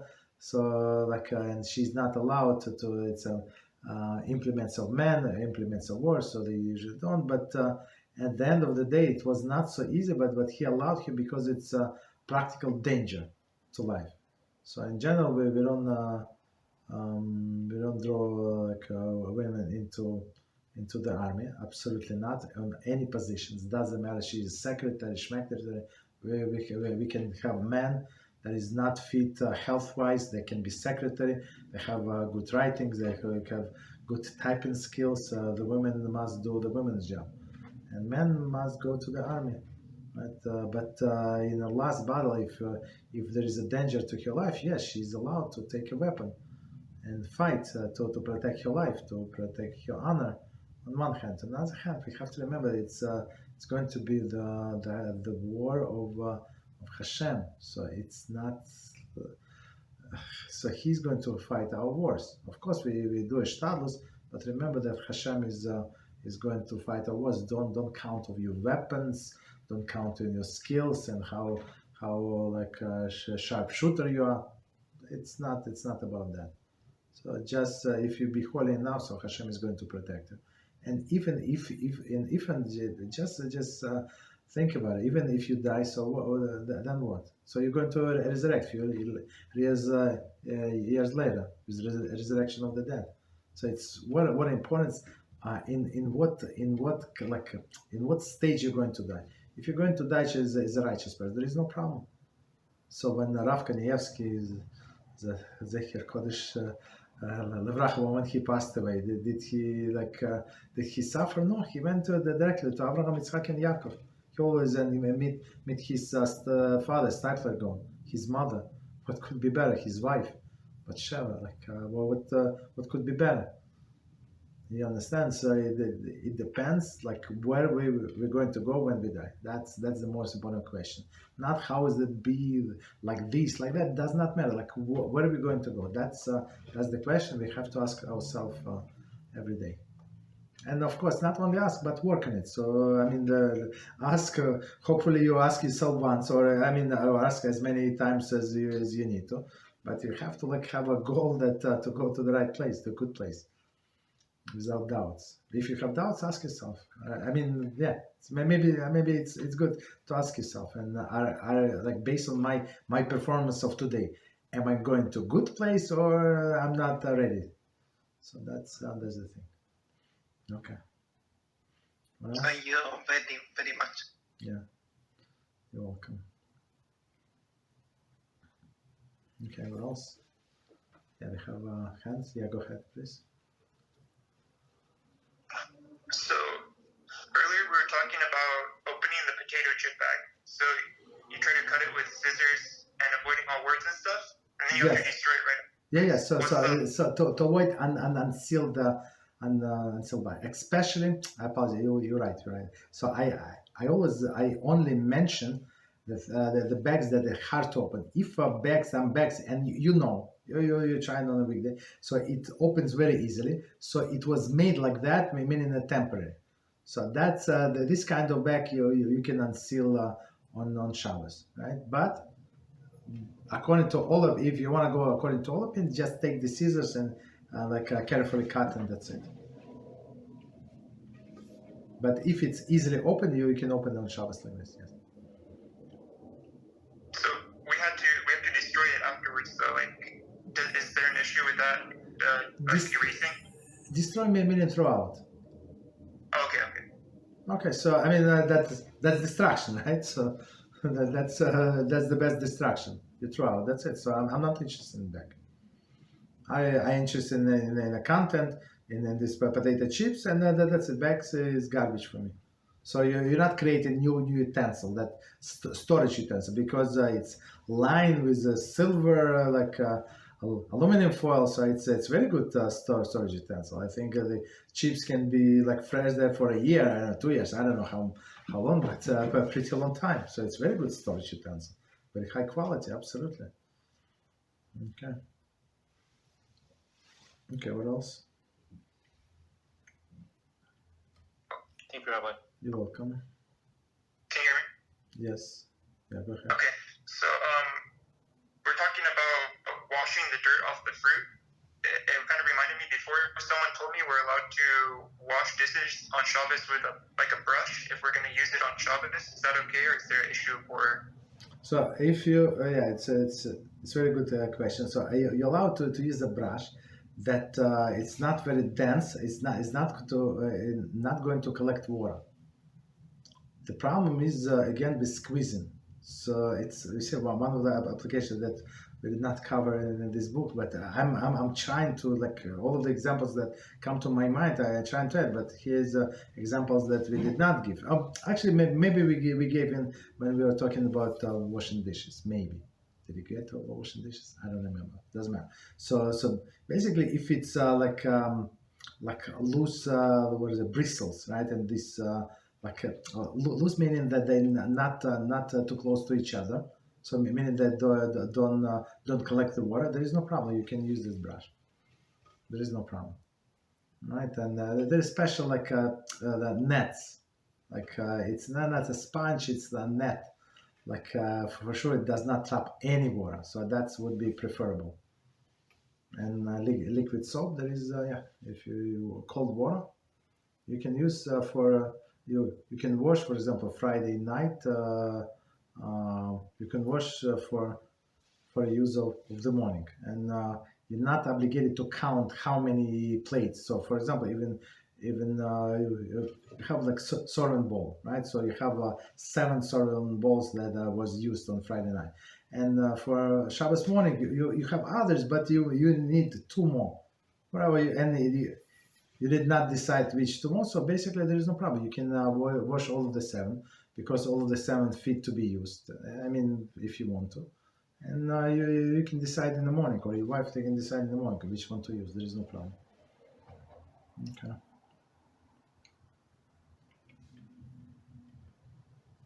What else? So earlier also you spoke about that if you pay attention to all the stupid people, basically it would not be good. Ask what's kind of strategies for ignoring these obnoxious or wicked people? Because I feel like every time I meet someone that's wicked, I feel like if you look in their face and stuff, it's kind of metame. So how can we avoid this, I guess? So first of all, it is forbidden to look at the faces of the wicked people, because it's going to affect your soul. So because there is the sin is on their foreheads. So even though most of us simple people do not notice that, but it's on their face, right? So people who can read faces, that they can see that the person is wicked.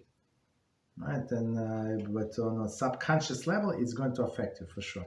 So our sages said it is forbidden to look at the faces of the wicked people. So if you need to do some business keys, you're a car mechanic, like I don't know, I'm just making up. Right, so give him a key or look to the side. You say, oh, you have new this, new that. So but don't look directly at this person's face. If you need to have like some business contact with that person, but if it's not, try to avoid. Okay, he said hello. He said, oh, nice to see you. I apologize. I have a phone call. Or walk like a stupid people with your phone. I said, sorry, I'm on the phone. So you know that you're in this area and you're going to be there for 15 minutes. You have no choice. So pretend that you're on the phone and we're talking with your boss. That's it. You can talk. You can listen to Shiur Torah. Right. That's it. So that's try to cut the contacts completely. It's not healthy, and it's not going to help you. Only frustrate you.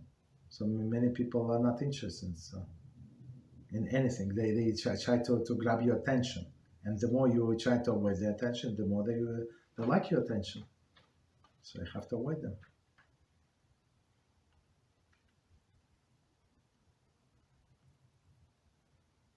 Okay. What else? I just have one more for right now. There's only a few minutes left though, and I saw there's a question on the board. Is it okay if I ask this? Yeah, go ahead. Okay, so also another qualifier. I asked this to a different rabbi before, but it was a long time ago, and he never responded, and he read the message. Is it okay if I ask it so? Yeah, go ahead. Yeah. Okay, so David Amalek, he got cursed by Shimi, but he told Joab to forgive Shimi, not to kill him. So I was confused. Is this considered as insulting the king, or is it because at that time David was not the king? Okay. It was not Yov. If I remember correctly, it's not Yov. It was try to remember his name, another general. I think it was not Yov. So he said, my master, should I kill this dog because it's a dog, right? I'm going to chop his head, right, very easily.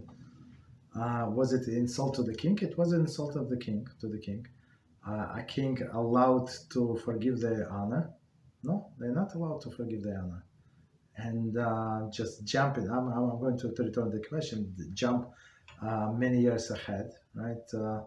When he was dying, David was dying. So since he promised Shimi ben Gera don't to kill him, he said, Shlomo, like you're a smart man, just create the situation when you can kill him, even though he is the teacher. So Shimi ben Gera was one of the Torah teachers of Shlomo HaMelech. When he was a little Shlomo, just so you know.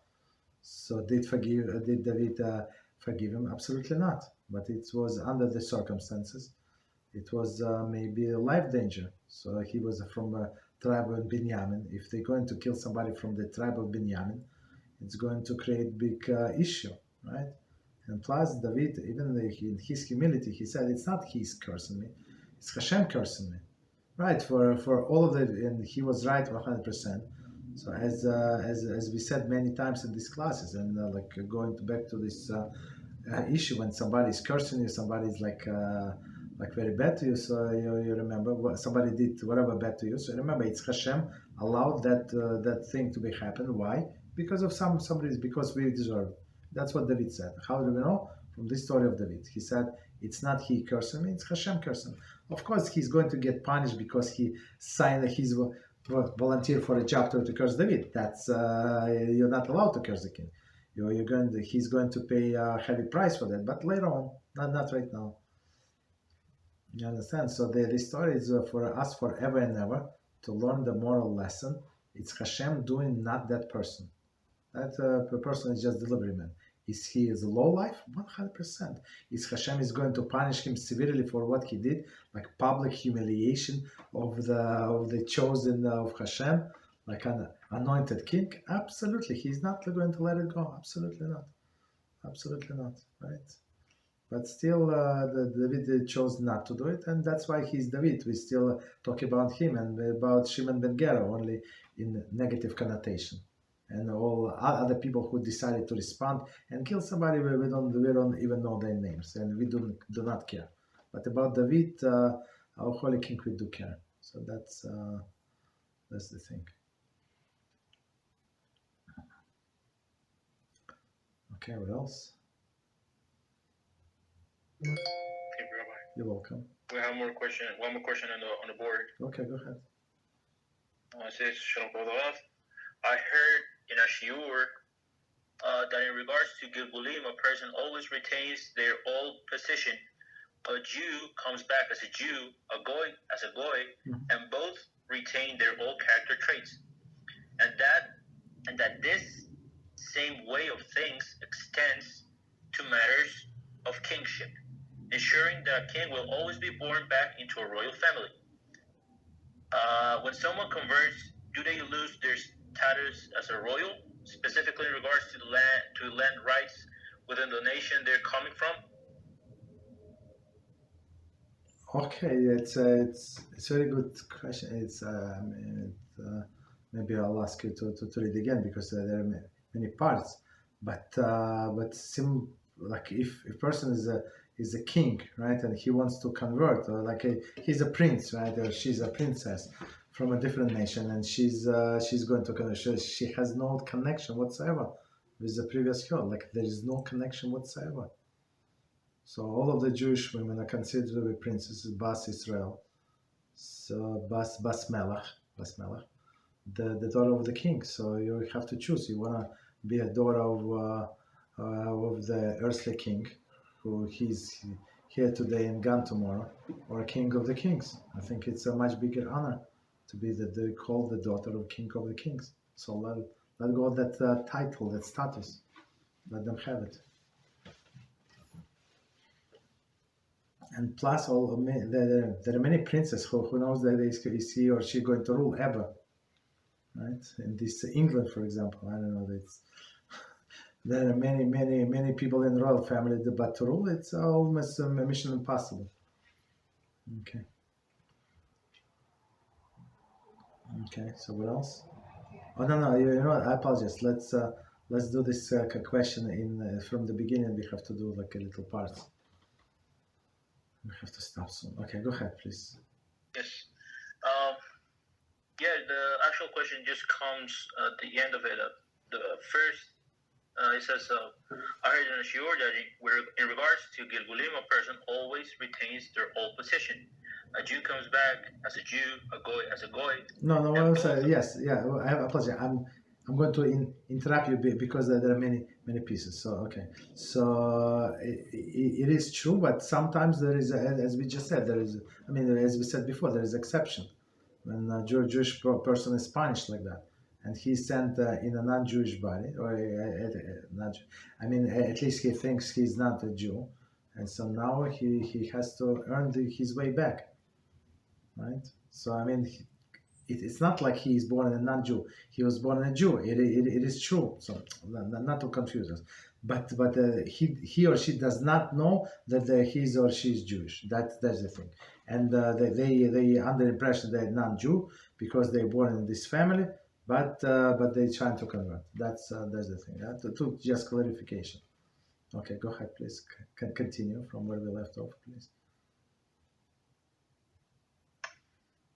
So a Jew comes back as a Jew, a Goy as a Goy, and both retain their old character traits. Character traits, they retain character traits on the moment that they died.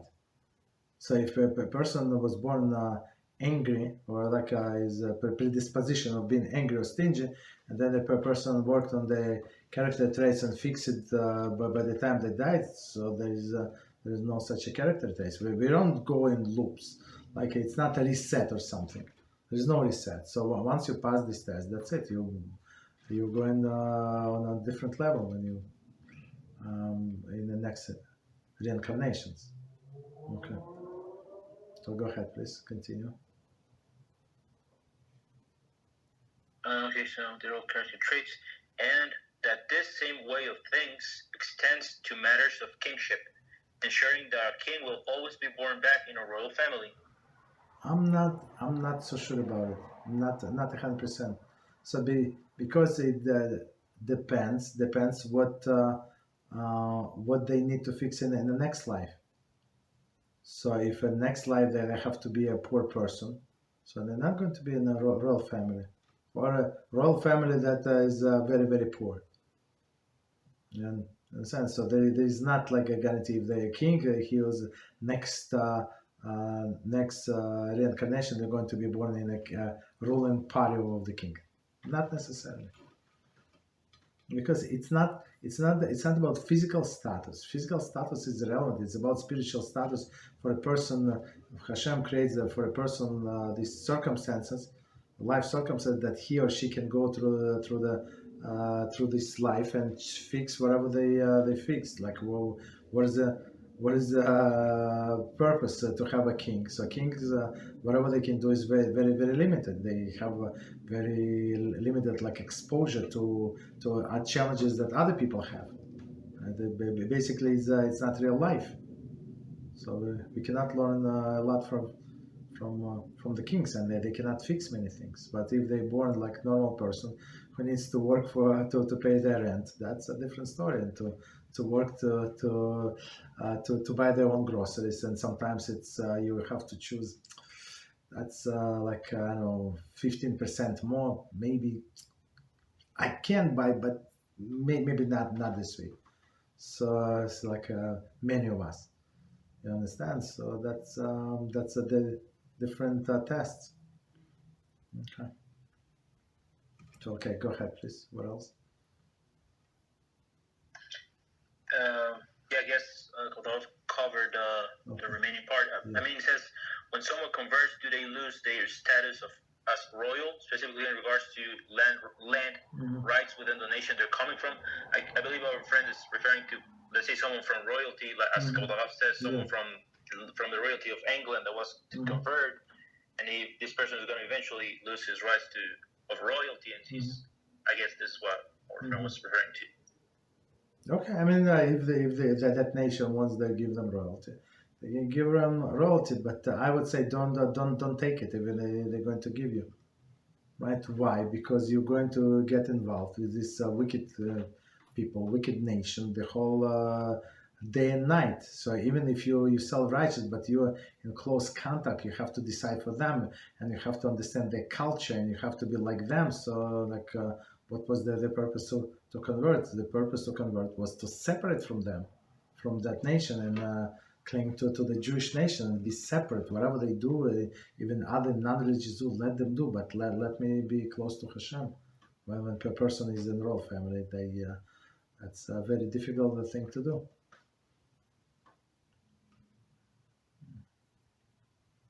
Okay, it was I don't remember his name, a rabbi in the Talmud. It's a very famous story.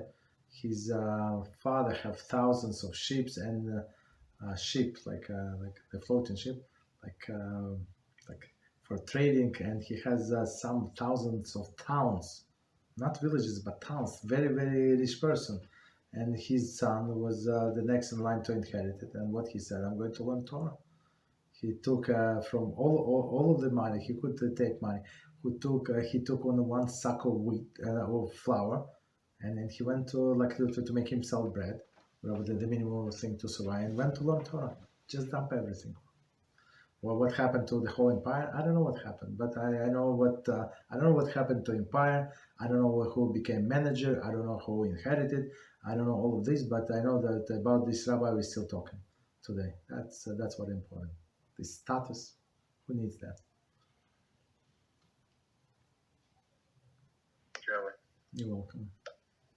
So were there times in history where people from royalty converted and they still didn't lose their royal rights, right? Like, I believe Uncleus was one of them, right? Uncleus was next in line to be the Caesar in England. I think he was Uncleus was nephew of the Titus, right? If I remember correctly. And he said, okay, you Romans, you do whatever you want. And the people said, no, you can achieve so much. You can teach them Judaism, this and that. No, just leave the that's advice of Eitz Hara. So you do and you be holy. Don't do all of these things.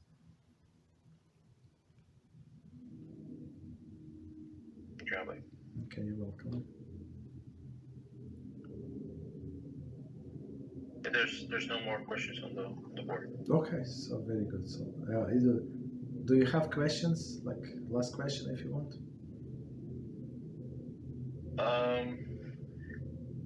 But yeah, I kind of do, but I don't know if it would be better to do so tomorrow because of the time. Yes. Perhaps, Okay. or... Yeah. It's very late for me. So yeah, let's do tomorrow. BeEzrat HaShem. So tomorrow we're going to learn BeEzrat HaShem kosher kitchen. So please join us same time. Thank you very much and good night. Thank you. Good night. Bye bye.